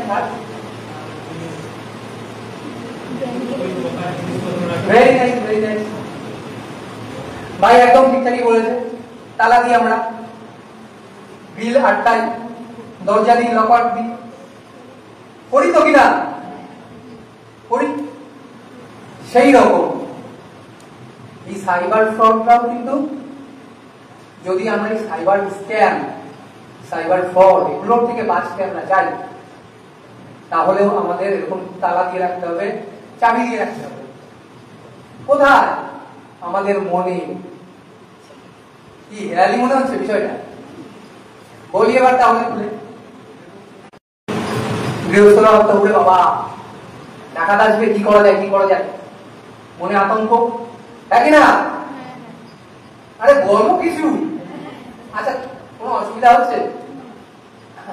আমি, আমারও খুব বেশি বয়স না, আমার সাথে ইন্টারঅ্যাক্ট করতে পারো ভাই, কোনো অসুবিধা নেই, ইন্টারঅ্যাক্ট করো, আমি বেশ কমফোর্টেবল। না হলে আমারও ওয়ার্কআউটে একটা ফিল হচ্ছে। সাধারণত আমি তো এরকম স্টেজ পারফর্ম আমার করার অভ্যাস নেই, ঠিক আছে? হয় যেত এরকম স্ক্যামাররা ফোন করে, এই আপনি যে ফোনটা দিয়ে কথা বলছেন, এই ফোনটা দিয়ে ফ্রড হয়েছে, বা আপনার পেন নাম্বার এই, পেন নাম্বারের লাস্টের 4টে ডিজিট এই। হ্যাঁ স্যার, হ্যাঁ, আপনার এই ফোনটায় পেনে ফ্রড হয়েছে। কি বলছেন স্যার আপনি? আমি অ্যাসিস্ট্যান্ট কমিশনার বলছি। আমি কি করে বিশ্বাস করব? আচ্ছা, ভিডিও কল করছি। ভিডিও কল করলো, সে তো বাবু সেজে গুজে একদম তারা ফাড়া কাটিয়ে রেডি, বা আমি জাজ বলছি, জাজ বসে আছে চেয়ারে একদম হুট হুট করে, ভয় পাইয়ে দিল প্রথমে। ভয় পাইয়ে দেওয়ার পরে, স্যার তাহলে কি করতে হবে স্যার? না, আমি আপনাকে ডিজিটালি অ্যারেস্ট করলাম। আচ্ছা, একটা কথা বলি, ডিজিটাল অ্যারেস্ট বলে কিছু হয় না, ঠিক আছে? আইপিসি, সিআরপিসি, বর্তমানে বিএনএস, বিএনএসএস, বিএসএ, এসব তো রয়েছে। ডিজিটাল অ্যারেস্ট বলে কিছু হয় না। ডিজিটাল অ্যারেস্ট যেটা করছে পুরোটাই কিন্তু ভাওতাবাজি, ফ্রড। ভয় পাইয়ে দিল, দেওয়ার পরে কি করবে? স্যার আমাকে কি করতে হবে স্যার? ঠিক আছে, আমি একটা অ্যাকাউন্ট দিচ্ছি, এতে 60,000, আচ্ছা এতে 1 লাখ টাকা মেরে দিন, আমি রেখে দিচ্ছি। ঠিক আছে স্যার, এতটা পারবো না স্যার। ঠিক আছে, আপনি 50,000 টাকা দিন, আমি ওইখান থেকে কিছু একটা করে দিচ্ছি। সে বেচাটা দিয়ে দিল।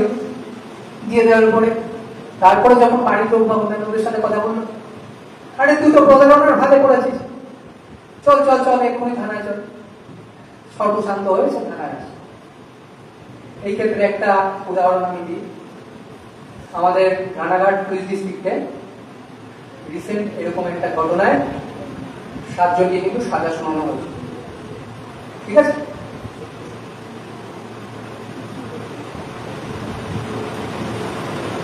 এরকম যাই হোক, চিঠি দিয়ে ভয় পাওয়া। দ্বিতীয় হচ্ছে, ভাই কি বলবে, জানলা আটকাবে নাকি? জানলা দিয়ে কি হাত ছাড়িয়ে দেওয়া হয়?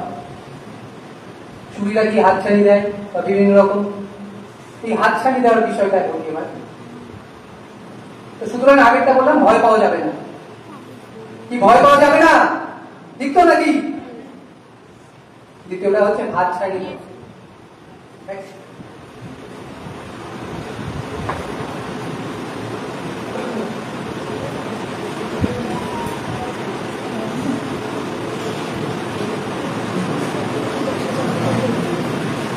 হাত ছাড়িয়ে দেওয়ার যে ব্যাপারটা, তোমাকে বিভিন্ন ভাবে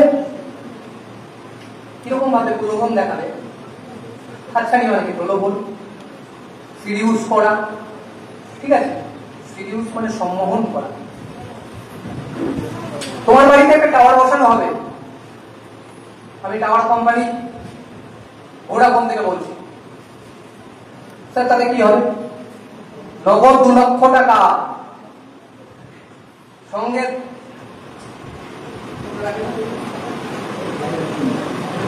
তোমার বাড়ির একজনকে চাকরি দেওয়া হবে।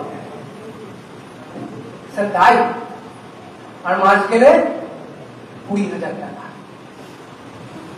বাহ স্যার, ঠিক আছে, আমার তো দলিল আছে, সবকিছু আছে, কাগজ সব রেডি। কি করতে হবে স্যার? বেশি কিছু না, আমি প্রথমে ডকুমেন্টেশন ফিস আর অন্যান্য রেমুনারেশন ফিস 20,000 টাকা লাগবে, মাত্র 20,000 টাকা। ঠিক আছে স্যার, 20 পাঠিয়ে দিলাম, পাঠিয়ে 20 দিয়েছেন। এখানে তো একটু সমস্যা আছে আপনার, আর 25 লাখ। স্যার 20 তো দিলাম না, 25 না দিলে আপনার এটা ক্যান্সেল হবে, ওই টাকাটাও আর পাবেন না। 25 স্যার ঠিক আছে, 25 দিয়ে দিলাম। কত গেল টোটাল? 45 হয়ে গেল।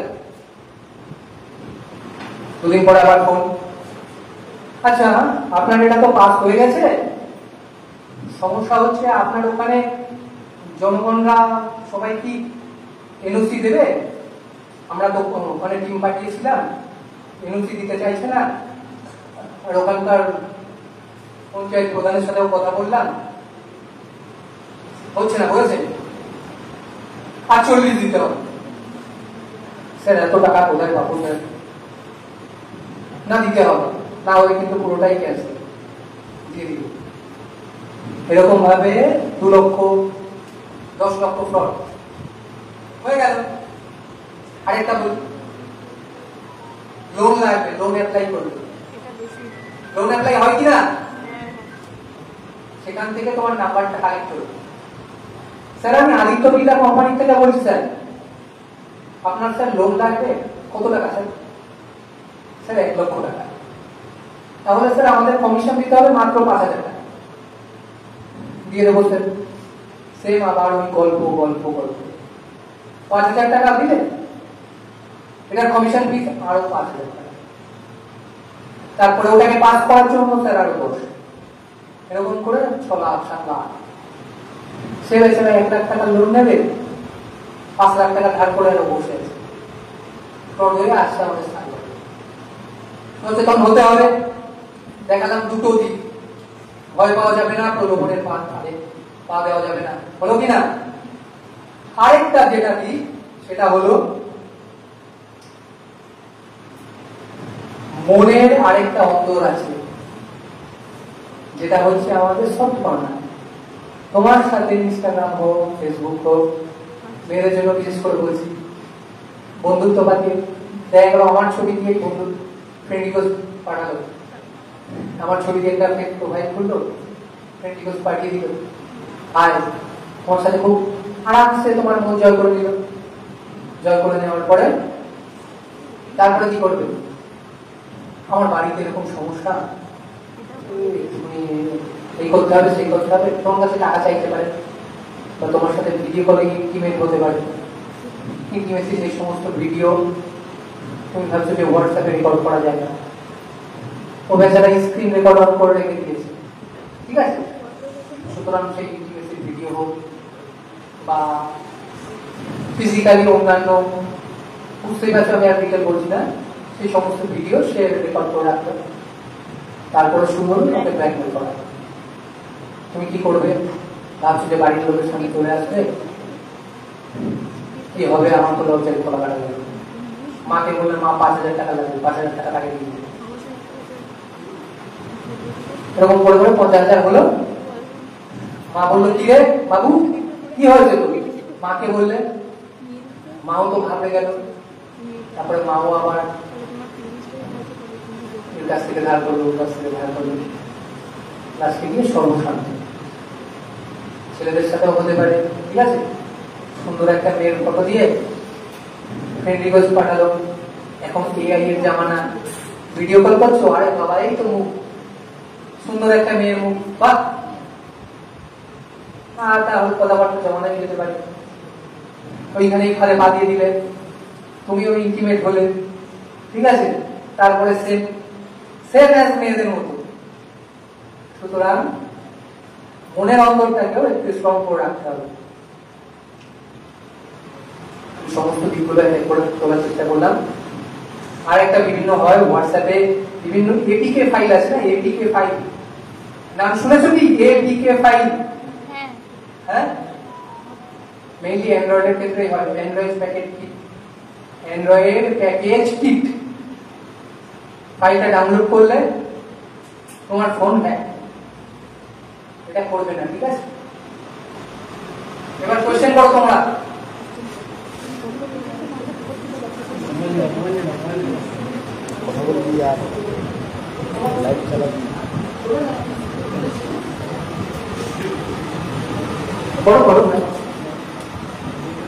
এবার বলে রাখি, যদি এখন ফাইন্যান্সিয়াল ফ্রড হয় কি করবে যদি হয়ে যায়? বলো। 1930 সংখ্যাটা চেনা চেনা লাগছে? ফোন করলেই বলে, সাইবার প্রতারণা হলেই 1930-তে কমপ্লেন করবে। ওকে, ঠিক আছে?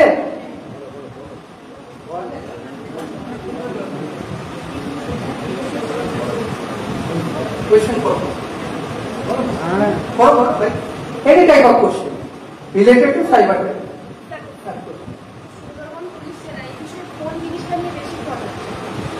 সুন্দরবন পুলিশ জেলায় এই সময়টা কোন বিষয় নিয়ে বেশি ফ্রড হচ্ছে?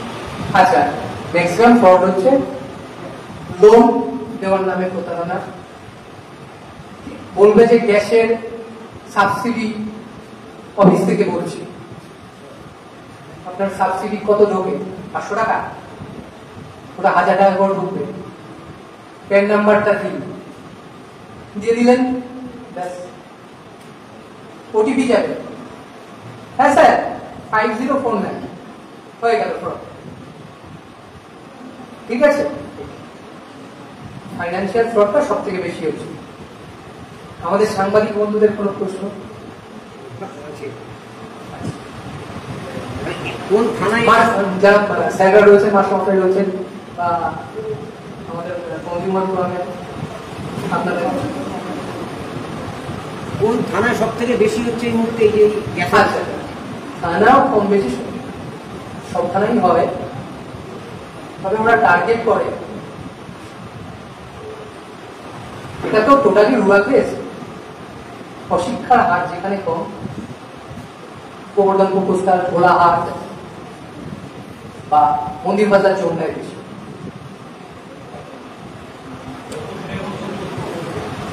as soon as possible আপনারা 1930-তে অভিযোগ করুন, if any issue arise। ঠিক আছে? তোমরা মানে একদম মানে উইদাউট এনি হেজিটেশন আমাদের কন্ট্যাক্ট করো, সাইবার ক্রাইমের অফিসে এসো বা লোকাল থানায় এসে কন্ট্যাক্ট করো। That's it. হ্যাঁ প্লিজ দিয়ে দিচ্ছি। না না না আচ্ছা, এটা আমি আগেই বললাম, আমরা লোনের বিভিন্ন অ্যাপ্লাই করি, তো সেই ডেটা কিন্তু খুব স্বল্প মূল্যে বিক্রয় হয়। আদিত্য বিদ্যা কোম্পানির কাছে যারা অ্যাপ্লাই করবে, আপনাদের ডেটাটা দিতে হবে। ঠিক আছে, আপনাকে 50,000 দিয়ে দিচ্ছি, ডেটাটা বিক্রি হয়ে যাবে। এই হচ্ছে বিষয়।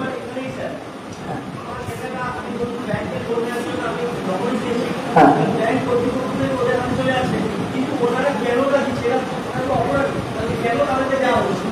এবার বিষয় হচ্ছে যারা অপরাধ করছে তারাও তো আমাদের সমাজের মধ্যেরই লোক, যে কারণে আমি প্রথমেই বললাম আমরা সমাজবদ্ধ জীব। আমরাই তো অপরাধ করছি, আমরা সমাজবদ্ধ জীবরাই তো অপরাধ করছি। বোঝাতে পারলাম? টাকার জন্য।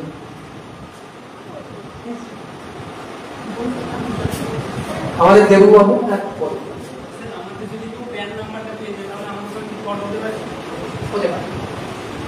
ওটিপি যাবে।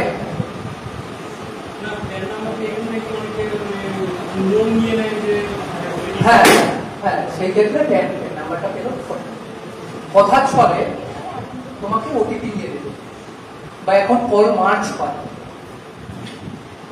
তোমার পরিচিত কারো নাম নেই, ভাই আমি রমেন বলছি, না এরকম বলবে, ভাই আমি রমেন, তোমার রমেন বন্ধু আছে না, তোমার নাম কি? হ্যাঁ তোমার শোনা, তন্ময়ের কাছ থেকে আমি তোমার নামটা পেলাম ভাই।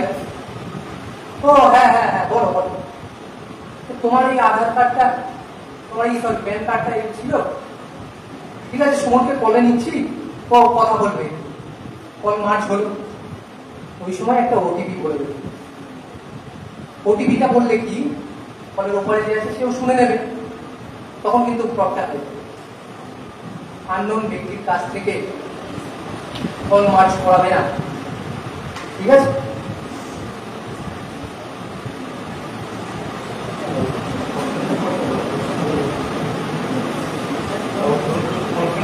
হ্যাঁ কনফারেন্স কল সেটা, ঠিক আছে? আর ইনশিওর করবে যে তোমরা যাতে বাড়ির লোককে বোঝাতে পারো, ঠিক আছে? Thank you. সাইবার ক্রাইমে এই যে ঘটনাগুলো ঘটছে যারা করে, এটা কি শুধু আমাদের এই রাজ্যে যারা বেশিরভাগ যুক্ত, না বাইরের রাজ্য থেকেও বেশি? দুটো, ঝাড়খণ্ডে বেশি। আমাদের কি এরকম সাফল্য মিলেছে যে ঝাড়খণ্ড গ্রামের সব জায়গাতেই হচ্ছে। সুন্দরবন পুলিশ জেলায় কি এখন এরকম সাফল্য মিলেছে যে অন্য জায়গা থেকে? একদম একদম একদম অনেক সাফল্য মিলেছে।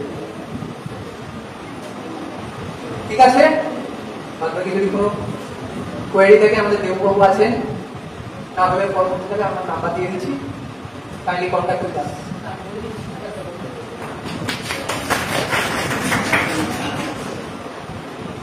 সবাই ভালো আছে তো? আপনারা সবাই ভালো থাকলে আমরাও ভালো থাকবো। সুন্দরবন জেলা পুলিশের পক্ষ থেকে ডক্টর কোটেশ্বর রাও আইপিএস মহাশয় তার নির্দেশে আমরা সাইবার ক্রাইম পুলিশ পক্ষ থেকে আমরা 2 অফিসার এসেছি আপনাদেরকে কিছু প্রতারণামূলক সচেতন করানোর জন্য। প্রতারণাটা কি সেটা কজন জানে? সবার জানা আছে প্রতারণাটা কি? অসৎ উপায়ে টাকা উপার্জন করার নাম হচ্ছে প্রতারণা। সেই প্রতারণাটা আমরা বিভিন্ন লোক দেখিয়ে হোক, ভয় দেখিয়ে হোক, বিভিন্ন সোশ্যাল মিডিয়ায় অ্যাপ্লাই করে হোক, সেই ভয়ের মাধ্যমে আমরা প্রতারণা করি। কিরকম? আমরা প্রথমত যদি চলে যাই ফেসবুকের দিকে, ফেসবুকে কিভাবে প্রতারণা হয়? আপনার ফেসবুক আপনি দেখছেন, স্ক্রল করে যাচ্ছেন, ভালো মন্দ সবকিছু মিলিয়ে মিশিয়ে আছে, একটা লিঙ্ক পেয়ে গেলেন, সেখানে লেখা আছে যে আপনি এই ফোন নম্বরে যোগাযোগ করুন, করলেই আপনি চাকরি পেয়ে যাবেন, কিংবা আপনার একটা ভালো কিছু অফার করা হলো। আমরা বেকার পড়াশোনা করে দৌড়চ্ছি, বাবা বকছে, মা বকছে, পাড়া প্রতিবেশী বলছে এত সুন্দর পড়াশোনা করে কি করলি? সেইটা মাথায় আছে, একটা মাইন্ড গেম। প্রতারণা করার মূল যারা প্রতারক, যারা, তাদের মূল লক্ষ্য হচ্ছে ব্রেন ওয়াশ করা। আর তারা বেছে নিচ্ছে ইয়াং জেনারেশন। এই ইয়াং জেনারেশন যারা পড়াশোনা করছে তাদেরকেই বেশি বাঁচে। আর আমরা সবসময় কি করি? ফেসবুক, হোয়াটসঅ্যাপ, ইউটিউব এর মধ্যেই পড়ে থাকি।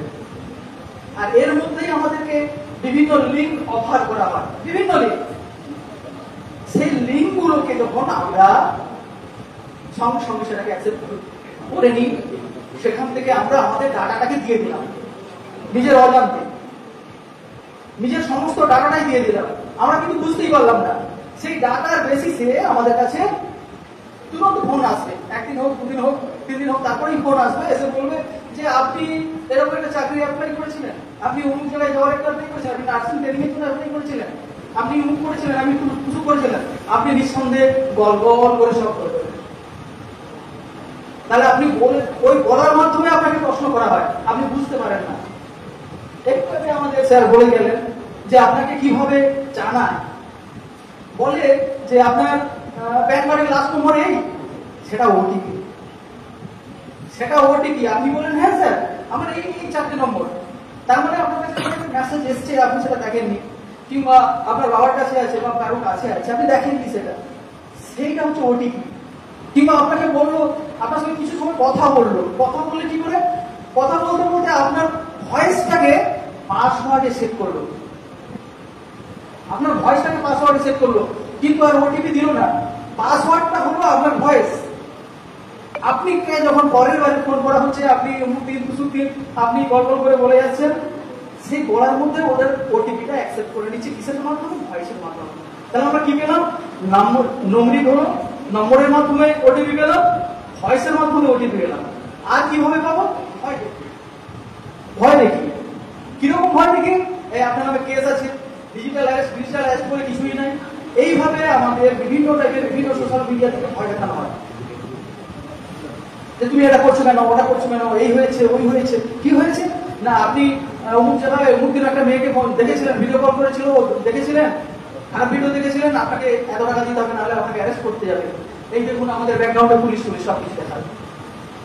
আসলে সমস্ত কিছু আমরা নিজেদেরকে উজাড় করে ওদের বশবর্তী হয়ে আমরা সবকিছু উজাড় করে বলে দিই। আপনি কেওয়াইসি পর্যন্ত। আর একটা হচ্ছে সিম। আমরা যেসব সিম গুলো ইউজ করি, বেশিরভাগ ক্ষেত্রে যেগুলো ল্যাব টু সিম বলে না, কে কে জানে, ল্যাব টু সিম আছে, পাড়ায় আসলো, আপনি আধার কার্ড দিয়ে আপনার সিমটাকে নিয়ে যান, নতুন সিম নিয়ে যান, এই অফার আছে। আপনি জানেন না আপনার নামের সাথে ওই একটা আধারের সাথে আরো 10-20 খানা সিম জুড়িয়ে দিয়েছে। আপনি জানলেন না, বুঝলেন না, কিছু বললেন না, কিছু করে নিয়ে নিলেন। আমরা কিন্তু গেলাম না কাস্টমার কেয়ার সেন্টারে, আমরা গেলাম না সার্ভিস সেন্টারে, আমরা সহজভাবে বাড়ির দরজা করে তাদের নামের কেউ না কেউ থাকবে, তারা এবার ভর করা শুরু করলো।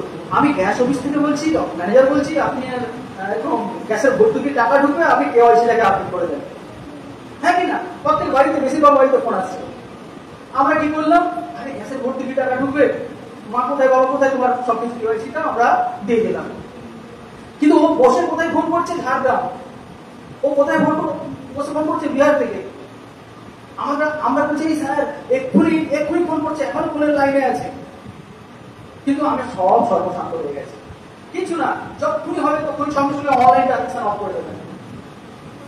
প্রথম কাজ, যখনই ফ্রডের পাল্লায় পড়ে গেছেন, বুঝে নিচ্ছেন, সঙ্গে সঙ্গে অনলাইন ট্রানজাকশন অফ। দ্বিতীয় ব্যাংকে যাবেন, গিয়ে সঙ্গে সঙ্গে ট্রানজাকশন আইডিটা তুলে নেবেন। আর এর মধ্যে অনলাইন ফিজিওতে ফোন করে কমপ্লেন রেজিস্টার করবেন। তাহলে তিনটে কথা কি বললাম, অনলাইন রেজিস্টার করবেন, অনলাইন ফিজিও, সবাই নম্বরটা লিখে রাখবেন।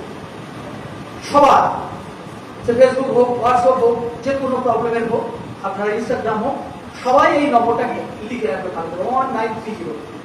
আপনারা যে কেউ যখন ফোন করবেন, দেখবেন যে ফোনে প্রথমে এই কথাটা বলা হয়, কোনো অফিস আদালত তারা অনলাইন ফোনের মাধ্যমে কেওয়াইসি আপডেট করতে বলে না। কেওয়াইসি আপডেট করার জন্য অফিসে ডাকা হয়। আমরা কি করি, বাড়িতে বসে সেটা হয়ে যাবে, বিরুদ্ধ, আমরা তো দুর্বল মানুষ, ব্রেন বুদ্ধিগুলো সব গেছে, পড়াশোনা করে সব বোকা হয়ে গেছে, যত বেশি পড়ছি তত বোকা হয়ে গেছে। কোথায় কি করতে হবে সেইটুকু বুঝে ওঠার আগে আমরা সব দিয়ে দিই। যখন সব হারিয়ে যায় তখন চিন্তা করবো এই এটা বেরিয়ে গেল, তখনই আমাদের জ্ঞান হয়। না ঠকলে আমরা যখন বুঝি না, ঠকার আগের বলগুলো আমি করে দিচ্ছি। কেউ যখন কেওয়াইসি চাইবে, কেউ যখন ইনস্টাগ্রাম বা ফেসবুকে আলাপ করতে চাইবে, ফিজিক্যালি সামনাসামনি ছাড়া কারোর সঙ্গে আলাপ করবেন না। কেন, ইয়েতে ছেলেদের ক্ষেত্রে মেয়েদের প্রোফাইলগুলো বেশি দেখে, আর কি দেখবে, ওই প্রোফাইলগুলোতে কি দেখে, ওই প্রোফাইলগুলোতে দেখবে শ্রীদেবী কিংবা দীপক ভারতীকে বসে আছে, ওই প্রোফাইলগুলো মুখগুলো নিয়ে ভালো লাগলো, অ্যাকসেপ্ট করে নিলাম। অ্যাকসেপ্ট করার সঙ্গে সঙ্গে আপনি কিন্তু ওর এর মধ্যে চলে গেলেন, সঙ্গে সঙ্গে আপনি কিন্তু আপনাকে ফ্রড করার একটা জায়গা তৈরি করে দেবেন। তাহলে আমরা কি করছি, আমরা জানতে অজান্তে ভয়ে তিনটা পদ্ধতিতে ফ্রডস্টারের পাল্লা করছি, প্রতারকের পাল্লা করছি প্রতিনিয়ত। আমরা বললেও কেউ শোনে না, সবাই হবে আমরা বিশাল জানি। এই যতগুলো ছেলে মেয়েরা বসে আছো আজকে, কালকে আগামী দিনের ভবিষ্যৎ, এই ভবিষ্যৎটাকে সুরক্ষিত করতে গেলে আপনাদের একজনকে যদি আমি বোঝাতে পারি যে ফ্রডটা কি, প্রতারণাটা কি, আপনারা যদি আরো দুজনকে বলতে পারেন বা আরো 5জনকে বাড়ির কাউকে যদি বোঝাতে পারেন তাহলে আমাদের আশাটা এখানে সার্থক হয়। আমাদের সুন্দরবন পুলিশ জেলার মাননীয় আইপিএস কোটেশ্বর রাম মহাশয় আমাদেরকে যে পাঠিয়েছেন তার বার্তা নিয়ে, সেই বার্তাটা আপনারা যদি কেউ যদি কার্যকারী করতে পারেন, সেক্ষেত্রে আমরা খুব আনন্দ পাবো যে হ্যাঁ, 5টা ছেলেকে আমি বোঝাতে পেরেছি প্রতারণাটা কি এবং প্রতারণার হাতে কিভাবে বেরোতে হয়। সঙ্গে সঙ্গে প্রতারণার পরে সঙ্গে সঙ্গে 1-800 ফোন করে দেবেন। আর কোনো কথা চোখ বন্ধ করে 1-800 ফোন করে সঙ্গে সঙ্গে রেজিস্টার করে দেবো। ওখানে এমন কিছু থাকে না, একটা ফর্ম পাঠাবে, সেই ফর্মে আপনার মোবাইল নম্বর, আপনার নাম, আপনার অ্যাকাউন্ট নম্বর, এইসব কিছুই থাকবে। এগুলো হয়ে গেল। এইবার আমরা আপনাদেরকে ডেকে আপনাদেরকে কি সলিউশন হবে জানিয়ে দেবো। এইবার প্রতারণা হওয়ার 1 ঘন্টা, 2 ঘন্টা, 3 ঘন্টা বলে কোনো কথা নাই। যে 24 ঘন্টার মধ্যে করলে আপনি টাকা ফেরত পাবেন, সে গ্যারান্টি কোনো সাইবার দিতে পারবে না। কোনো সাইবার দিতে পারবেন না যে আমি 24 ঘন্টার মধ্যে করেছেন বলে আপনি পেলেন। যতটা তাড়াতাড়ি সম্ভব করবেন, তার মধ্যে আমরা চেষ্টা করব আপনার টাকাটাকে আপনাকে ফেরত সুরক্ষিত করার। এবার আমরা ডাটাগুলোকে এইভাবে না বিক্রি করে, আমাদের নিজেদের জ্ঞানটাকে না বিলিয়ে দিয়ে, আমরা আমাদেরকে সুরক্ষিত করতে গেলে আমাদেরকে 6 সেন্স ইউজ করতে হবে। আমাদের যে সেন্স গুলো আছে, সেই সেন্স গুলোকে বাড়াতে হবে। শুধু পড়লে হবে না, পড়ে মুখস্থ করে পাস করা থাকবে, জ্ঞান অর্জন করাই বেটার। আপনি ফার্স্ট হলেন সেটা মাইনে রাখে না। আমি ক্লাসের ফার্স্ট বয়, সেকেন্ড বয়টা বড় মাইনে রাখে না। আপনি কত বড় জ্ঞানী হলেন সেটাই বড় মাইনে।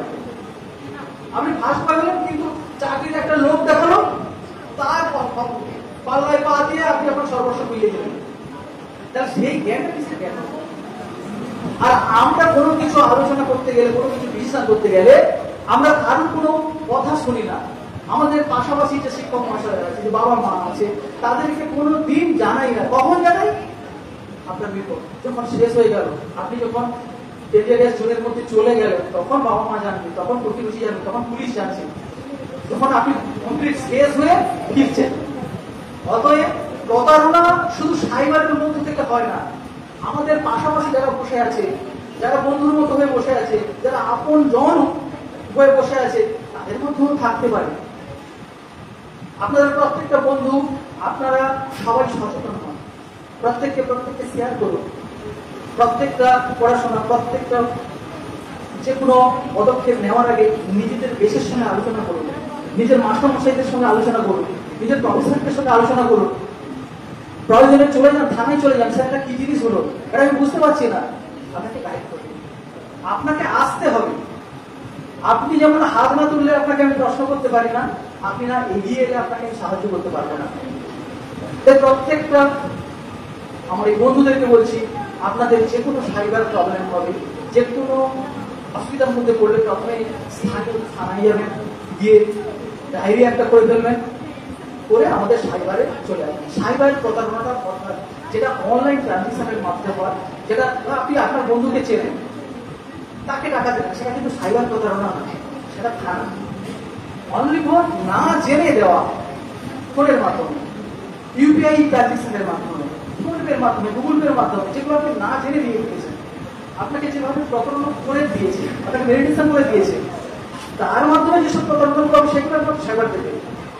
আর বাকি আপনি ফিজিক্যালি কোনো মানুষকে চেনেন, জানেন, সেসব ক্ষেত্রে আপনারা থানায় গিয়ে জানাবেন বা নিজেদের মধ্যে সলিউশনটা করে দেবেন। আর সবাই সবাইকে হেল্প করবেন।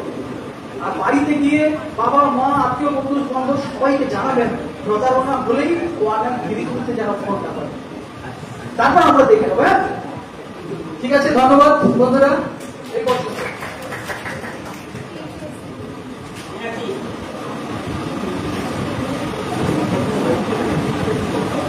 এতক্ষণ আমাদের সেমিনারে গুরুত্বপূর্ণ বক্তব্য সম্পর্কে বর্তমান করার জন্য আমরা চেষ্টা করলাম।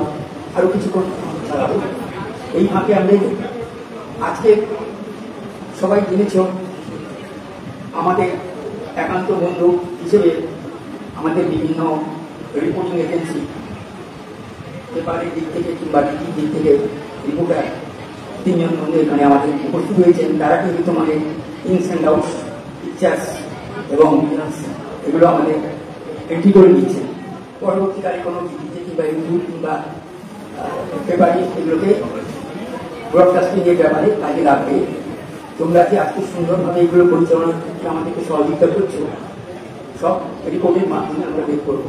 আমরা আমাদের এই সহৃদয় রিপোর্টার বন্ধুদেরকে আমাদের আন্তরিক ধন্যবাদের সঙ্গে একটি পুষ্পস্তবক দিয়ে তাদেরকে আমরা বুকে জড়িয়ে নিচ্ছি। পুষ্পস্তবক দিচ্ছে আমাদের জমিনা। এতক্ষণ সাইবারের উপরে যে ইম্পর্টেন্ট ম্যাটারগুলো তুলে ধরলাম, আমি তার সঙ্গে একটু অ্যাড করতে চাই।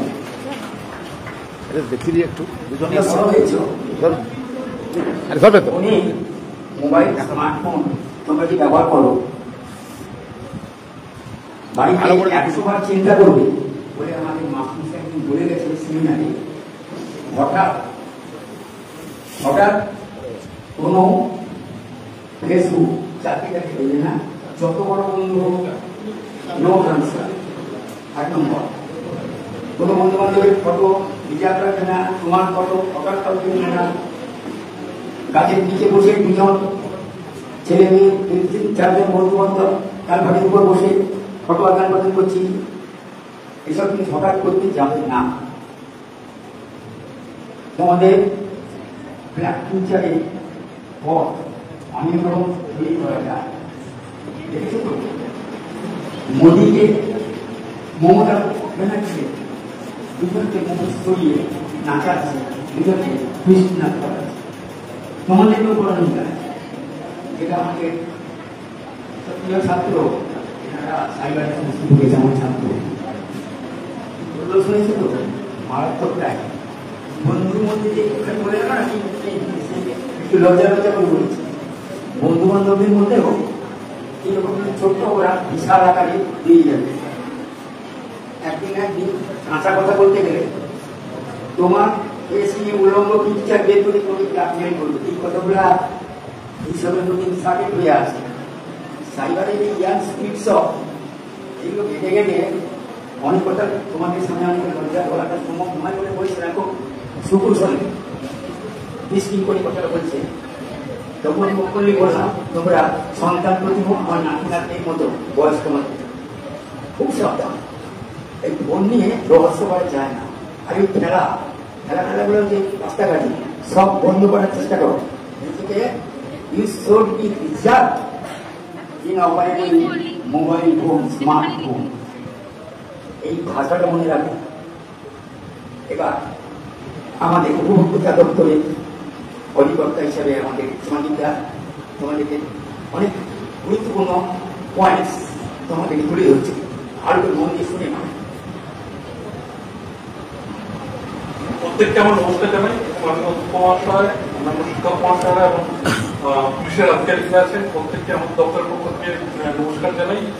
তো এখানে আমরা এসেছি যে বিভিন্ন রকম আমরা জিনিস শুনলাম। তো আমি যেটা বলবো যে ক্রেতা সুরক্ষা যে আমরা বলি যে মানুষের কিভাবে সুরক্ষিত থাকবে। দেখুন, আমরা যখন নিজের ব্যবহারের জন্য কোনো জিনিস কিনছি তখন আমি কিন্তু উপভোক্তা, ইংরেজিতে কনজিউমার বলে, চলতি কথা আমরা ক্রেতা বলি। ক্রেতা সবাই, যে কিনবে সেই ক্রেতা। কিন্তু যখন কেউ নিজের ব্যবহারের জন্য কোনো জিনিস কিনছেন তিনি তখন কিন্তু উপভোক্তা হিসেবে বিবেচিত হবেন, ইংরেজিতে কনজিউমার বলে। আমাদের দেশে উপভোক্তাদের সুরক্ষার জন্য কনজিউমার প্রোটেকশন অ্যাক্ট 1986 সালে চালু হয়েছিল। পরবর্তীকালে 1986 সালের আইনটা বাতিল হয় 2019 সালে। আইনটা 2020 সালে জুলাই মাস থেকে চালু হয়েছে। কেন চালু হয়েছে আগের আইনটা বাতিল হয়, নতুন আইনটা? না, যে সময় 1986 সালে কনজিউমার প্রোটেকশন অ্যাক্ট এসেছিল উপভোক্তা সুরক্ষায়, সেই সময় কিন্তু ই কমার্সের ধারণা ছিল না। পরবর্তীকালে ই কমার্সের ধারণা আসার জন্য দেখা গেল যে মানুষজন যখন কিনছে তখন তার নিজের এলাকা থেকে কিনছে না, অনেক দূরের এলাকা থেকেও কিনছে। আমাকে একটু দেরি হয়ে যাওয়ার জন্য আমাকে তাড়াতাড়ি বলতে হচ্ছে, আমি চেষ্টা করছি যতটা বলা যায়। তো দেখা গেল যে কনজিউমার প্রোটেকশন অ্যাক্টের যে মানুষজন যদি আগের আইনে তাকে যদি অভিযোগ করতে হতো, তাহলে যার বিরুদ্ধে তার ঠিকানা যেখানে সেখানে গিয়ে অভিযোগ করতে হতো।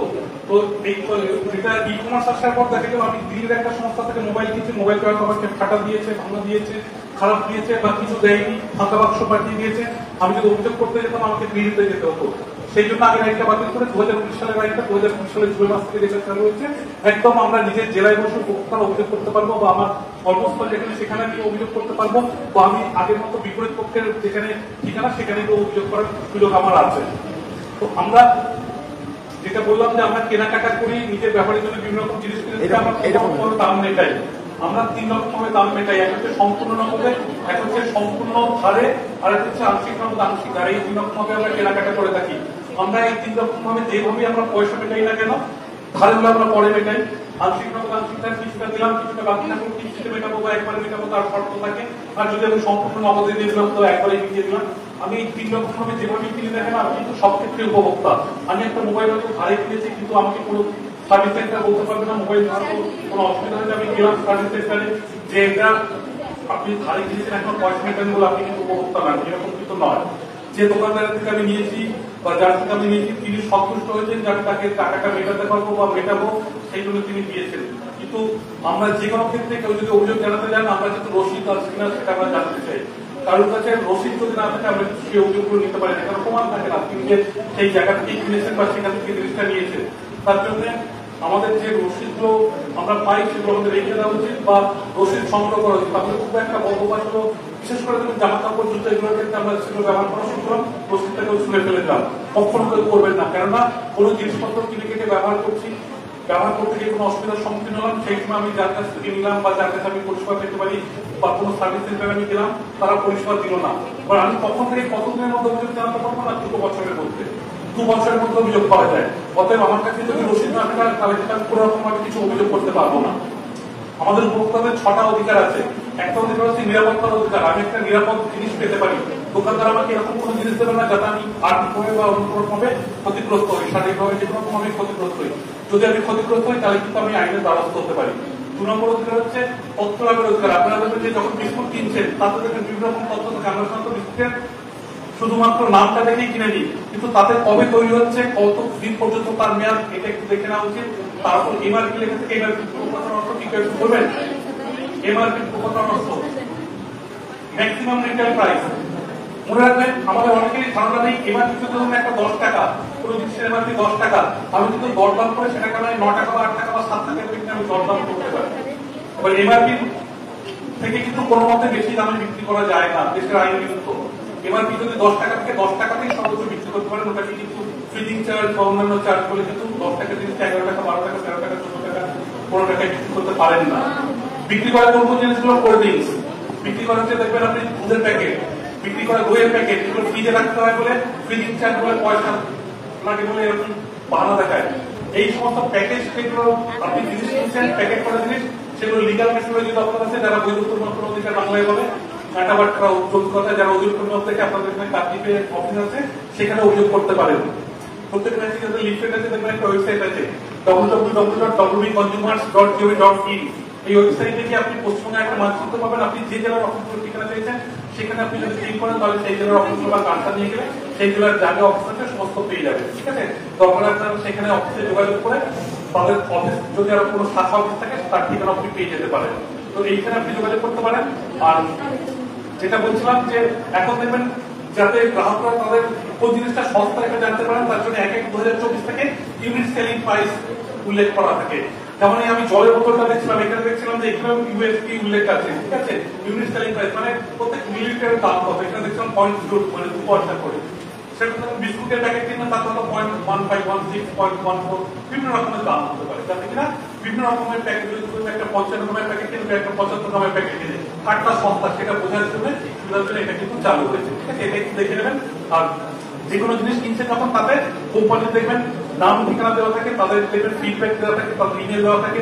আপনি তাদের দরকারে ফোন করে অভিযোগ জানাতে পারেন যদি কোনো জিনিসের মান সঠিক না হয় বা কি করা যেতে পারে তাদের কাছে অভিযোগ জানালে তারা বলে দিতে পারেন যে কিভাবে অভিযোগ করবে না করবে। আপনি ইমেলে অভিযোগ করতে পারেন বা আমাদের দপ্তর তো রয়েছে, আমাদের দপ্তরে অভিযোগ করা যায়, কিন্তু পণ্যের গুণমান যদি খারাপ হয় তাদেরকেও অভিযোগ করা যায়। ঠিক আছে, এছাড়া ফুড সেফটি অফিসার থাকে জেলার ক্ষেত্রে ডেপুটি সিএমএইচের দায়িত্বপ্রাপ্ত, সেখানে কিন্তু খাদ্যদ্রব্য সম্পর্কে অভিযোগ করা যায়, ডেপুটি সিএমএইচের দায়িত্বপ্রাপ্ত।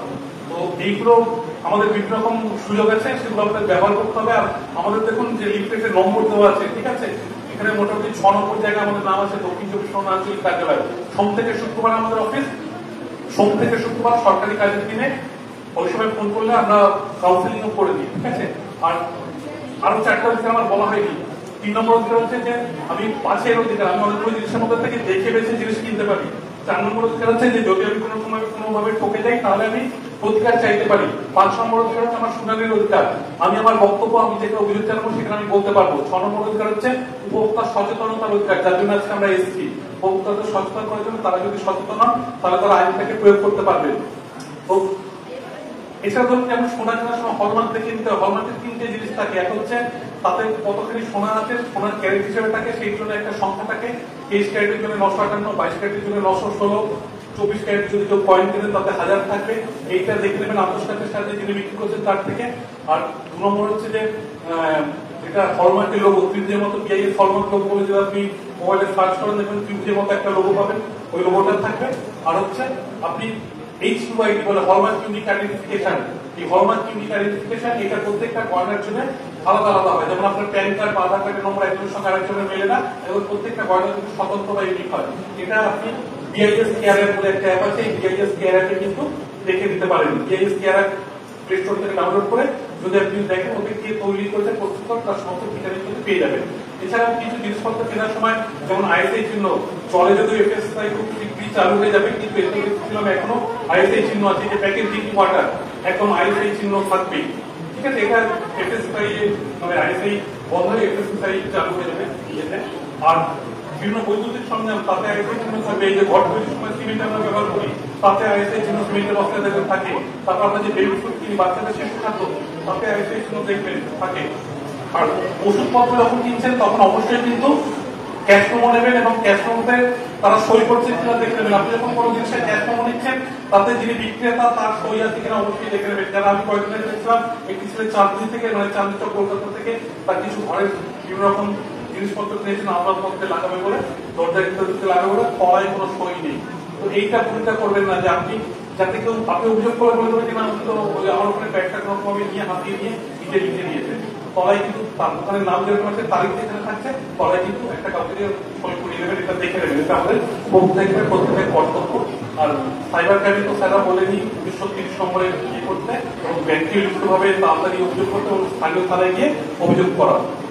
আর রান্নার গ্যাসের ক্ষেত্রে একটু বলে দিই, রান্নার গ্যাসের ক্ষেত্রে কত গ্যাস থাকে জানা আছে যে আমরা গৃহস্থালী গ্যাসের সিলিন্ডার ব্যবহার করি। আমার অনেক কিছু বলার ছিল কিন্তু বলার সুযোগ পাচ্ছি না, বা তাড়াহুড়ো করে বলতে হচ্ছে সময়ের স্বল্পতার জন্য।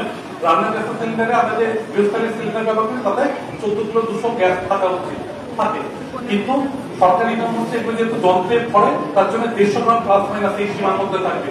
মানে একটা গ্যাস সিলিন্ডারে সর্বোচ্চ 14 কিলো 200 যোগ 150 বা 14 কিলো 200 মাইনাস 150 এই সীমার মধ্যে গ্যাস, মানে 14 কিলো 50 থেকে 14 কিলো 350 পর্যন্ত গ্যাস থাকতে পারে থাকবে, ঠিক আছে। এটা আমাদের দেখে নেওয়া কর্তব্য। আর মনে রাখবেন যে আমরা যে বাড়ি বাড়ি গ্যাস ভর্তি দিতে যাই তার জন্য কিন্তু কোন রকম কোনো পয়সা লাগা উচিত নয়। যে ভ্যান ভাড়া করে যে পয়সাটা নেয় সম্পূর্ণভাবে আমাদের কিন্তু বোকা বানায়। নিয়ম হচ্ছে ডিলার যেখানে ব্যবসা করছেন তার থেকে 15 কিলোমিটার ব্যবসাতে যে কোনো দিকে একদম ফ্রি ডেলিভারি হওয়া উচিত, কিন্তু দেখবেন 50 টাকা 80 টাকা 100 টাকা নিয়ে নেয় এবং বলে আমি যদি না দেয় তাহলে আমি গ্যাস দেবো না। এটার বিরুদ্ধে আপনারা কিন্তু ডিলারকে লিখিতভাবে অভিযোগ জানিয়ে যদি কোনো প্রতিক্রিয়া না পান তাহলে কিন্তু আমাদের কাছে অভিযোগ করতে পারেন। আর আমি একটা বলি খুব এটা গুরুত্বপূর্ণ, দেখেন বিরিয়ানি আমরা যখন খাই খাদ্য দূষণ আমরা কোনো বিষয়টা একটু বলতে পারছি না, খুব আক্ষেপ হচ্ছে, কিন্তু একটু শুনে যাওয়ার চেষ্টা করছি। আমরা বিরিয়ানি খাই, বিরিয়ানিতে খাওয়ার জন্য দেখবেন কামধেনু রং একটা মেশানো হয়। যদি কেউ কামধেনু রঙের প্যাকেটটা দেখেন তাতে লেখা থাকে not for human consumption, for industrial use only. শিল্পে ব্যবহারের রং কিন্তু আমরা খাবারে দিচ্ছি, এটা কখনো উচিত নয়। পয়সা দিয়ে কখনোই লোককে ডেকে আনবেন না, পয়সা যে জিনিসটা কিনছেন খারাপ জিনিস এবং সেটা মিশে খাচ্ছেন এটা কখনোই করবেন না। আর বেশিরভাগ দোকানে কিন্তু রং দুটো রকমের, একটা খাবার উপযোগী রং, একটা খাবার অনুপযোগী রং। খাবার উপযোগী রঙের দাম অনেক বেশি আছে, বেশিরভাগ ক্ষেত্রে মিষ্টি ইত্যাদিতে দেখবেন বা অন্যান্য বিভিন্ন রকম খাদ্য দ্রব্যে খাবার অনুপযোগী রং মেশানো হয়, সেগুলো কিন্তু খুব আমাদের পক্ষে ক্ষতিকারক হয়। তো সেই খাবার অনুপযোগী রং কিন্তু যতটা সম্ভব এড়িয়ে চলবে, তাই রঙিন যত খাদ্যদ্রব্য চেষ্টা করুন এড়িয়ে চলতে, কারণ বেশিরভাগ ক্ষেত্রে কিন্তু না জেনে বুঝে কিন্তু খাবার অনুপযোগী রঙই মেশানো হয়, কারণ খাবার উপযোগের দাম বেশি হওয়ার কারণে সেগুলো অল্প পরিমাণ মেশানো জিনিসটার দাম অনেকটাই বেড়ে যায়। এটা একটু দেখবেন। আরেকটা হচ্ছে দেখবেন ইন্স্যুরেন্স যখন কিনছেন, ইন্স্যুরেন্সে কখনো কোনো এজেন্ট আপনাকে ফ্রি লুক বলে একটা পিরিয়ড থাকে সেটা বলে না। ফ্রি লুক পিরিয়ডে হচ্ছে আপনি 14 দিনের মধ্যে পলিসি বন্ডটা হাতে পেলেন, 14 দিনের মধ্যে আপনার পলিসি বন্ডটা যদি আপনার পক্ষে উপযোগী না হয় তাহলে কিন্তু আপনি ইন্স্যুরেন্স কোম্পানিকে জানাতে পারেন সেটা ফেরত নেওয়ার জন্য। তারা কিন্তু প্রশাসনিক খরচ কেটে আপনাকে বাকি টাকাটা ফেরত দেবে। যদি আপনি ফ্রি লুক পিরিয়ডের মধ্যে 14 দিনের মধ্যে সেটা না জানান তাহলে কিন্তু আপনার সেই ইন্স্যুরেন্সটা হয় চালিয়ে যেতে পারেন, আপনার টাকাটা মার যাবে যদি আপনি টাকা না দেয়। অতএব ফ্রি লুক পিরিয়ডটা কিন্তু খেয়াল করবেন, খেয়াল করে যদি আপনার সেটা মনোমত না হয় আপনি অভিযোগ করতে পারেন। আর যখন কোনো হেলথ ইন্স্যুরেন্স করছেন তখন এক্সক্লুশন ক্লজ দেখে নেবেন, কোন কোন লোকগুলো আপনার ইন্স্যুরেন্সের মধ্যে নেই সেগুলো একটু দেখে নেবেন। আর দেখবেন বর্তমানে বিভিন্ন জায়গায় আমি খুব সম্পত্তি জয়েন করতে এরকম একটা অভিযোগ শুনেছিলাম যে বাড়ি বাড়ি বিভিন্ন রকম মাল বিক্রি করতে যাচ্ছে, আপনাকে ইন্ডাকশন দিচ্ছে, আপনাকে প্রেসার কুকার দিচ্ছে, আপনাকে পাখা বিক্রি করতে যাচ্ছে। দেখবেন এই সমস্ত যারা রসিদ দেয়, রসিদ দিচ্ছে, সই করছে, নাম রয়েছে কোম্পানির, কিন্তু দেখবেন তাদের কোনো ঠিকানা থাকে না। মনে রাখবেন, কারোর যদি কোনো ঠিকানা না থাকে কারোর পক্ষে কখন ধরা সম্ভব হয় না। তারা দেখবেন, আমি দেখলাম তাদের লেখা আছে, তাদের জয়নগর অফিস আছে, ক্যানিং অফিস আছে, মানে বিভিন্ন জেলায় জায়গাগুলোর নাম লেখা রয়েছে, আমতলার নাম লেখা রয়েছে, ডায়মন্ডের নাম লেখা রয়েছে, এবং 7-8টা জায়গার নাম লেখা রয়েছে প্রতিটি কর্মী। কিন্তু তাদের মূল ঠিকানা তো আমি মানুষের কি হচ্ছে, এই যে এতগুলো অফিস থেকেই কোথায় চলে যাচ্ছে, ভাবছেন বাবা এই তো অফিস হয়ে যাবে এই জায়গায়, কিন্তু অফিসের কোনো ঠিকানা নেই, কেউ ধরতে পারবে না। আপনি পিছিয়ে গেলেও তারা অভিযোগ দিতে পারবে না, তাদের হাতে হাতে পড়াশোনা হয়নি, কিন্তু যখন এরা চলে যাচ্ছে তারপর জিনিসগুলো খারাপ হয়ে যাচ্ছে, তখন একদম পাল্টে যাবে, ফোনগুলো বন্ধ হচ্ছে না, ব্লক করে দিচ্ছে, উঠতে পারবে। এগুলো একটু দেখে শুনে কেনাকাটা করবেন। আর যখন কোন জিনিস কেনাকাটা করছেন একটু সতর্কভাবে কেনাকাটা করবেন। যদি কারোর কোনো অসুবিধা হওয়ার সম্মুখীন হন তাহলে আমাদের দপ্তরে যোগাযোগ করতে পারেন, আমরা কাউন্সেলিং করে দিই, কি করতে হবে না করতে হবে এগুলো আমরা বলে দিই। আমি তো এখানে শেষ করতে বাধ্য হচ্ছি, যদি কারোর কোনো প্রশ্ন থাকে প্রশ্ন করতে পারেন।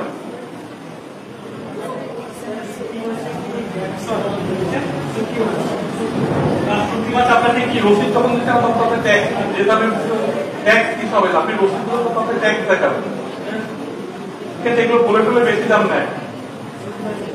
ট্যাক্স টাকা দিচ্ছে, যদি আপনাকে ট্যাক্স দিতে হবে কাগজপত্রের বিল রাখতে হবে, সেই বিলটার একটা কপি থাকতে হবে, সেইটা জানতে ধরুন কোন একটা দপ্তর নেবে তার থেকে, তো সেখান থেকে তো সেইটা দেখে যে এতটা মাল বিক্রি করতে থাকে এর উপর এইখানে ট্যাক্স ট্যাক্স যা পাঠাবে, ধরুন আপনি যে কোনো ট্যাক্স ধরুন এটা বিক্রি করলে 10 টাকা হলে 1 মাসে ট্যাক্স দিতে পারবে, তার একটা ভালো মূল্য আছে, ভালো মূল্য কি আছে এইগুলো করে অনেক সময় দাম বেশি নিয়ে সেরকম সেক্ষেত্রে জমা করছে না। এমনি যদি সে কোনো রসিদ লেখে ঠিক আছে, তারপর কথা এমনি বলে হ্যাঁ যখন হয় তখন সেখানে নিশ্চয়ই কাগজপত্র তৈরি, তখন তার নিশ্চিত করা দিতে হবে। প্রথমে আমার জানেন যদি আগে তার হাত সেই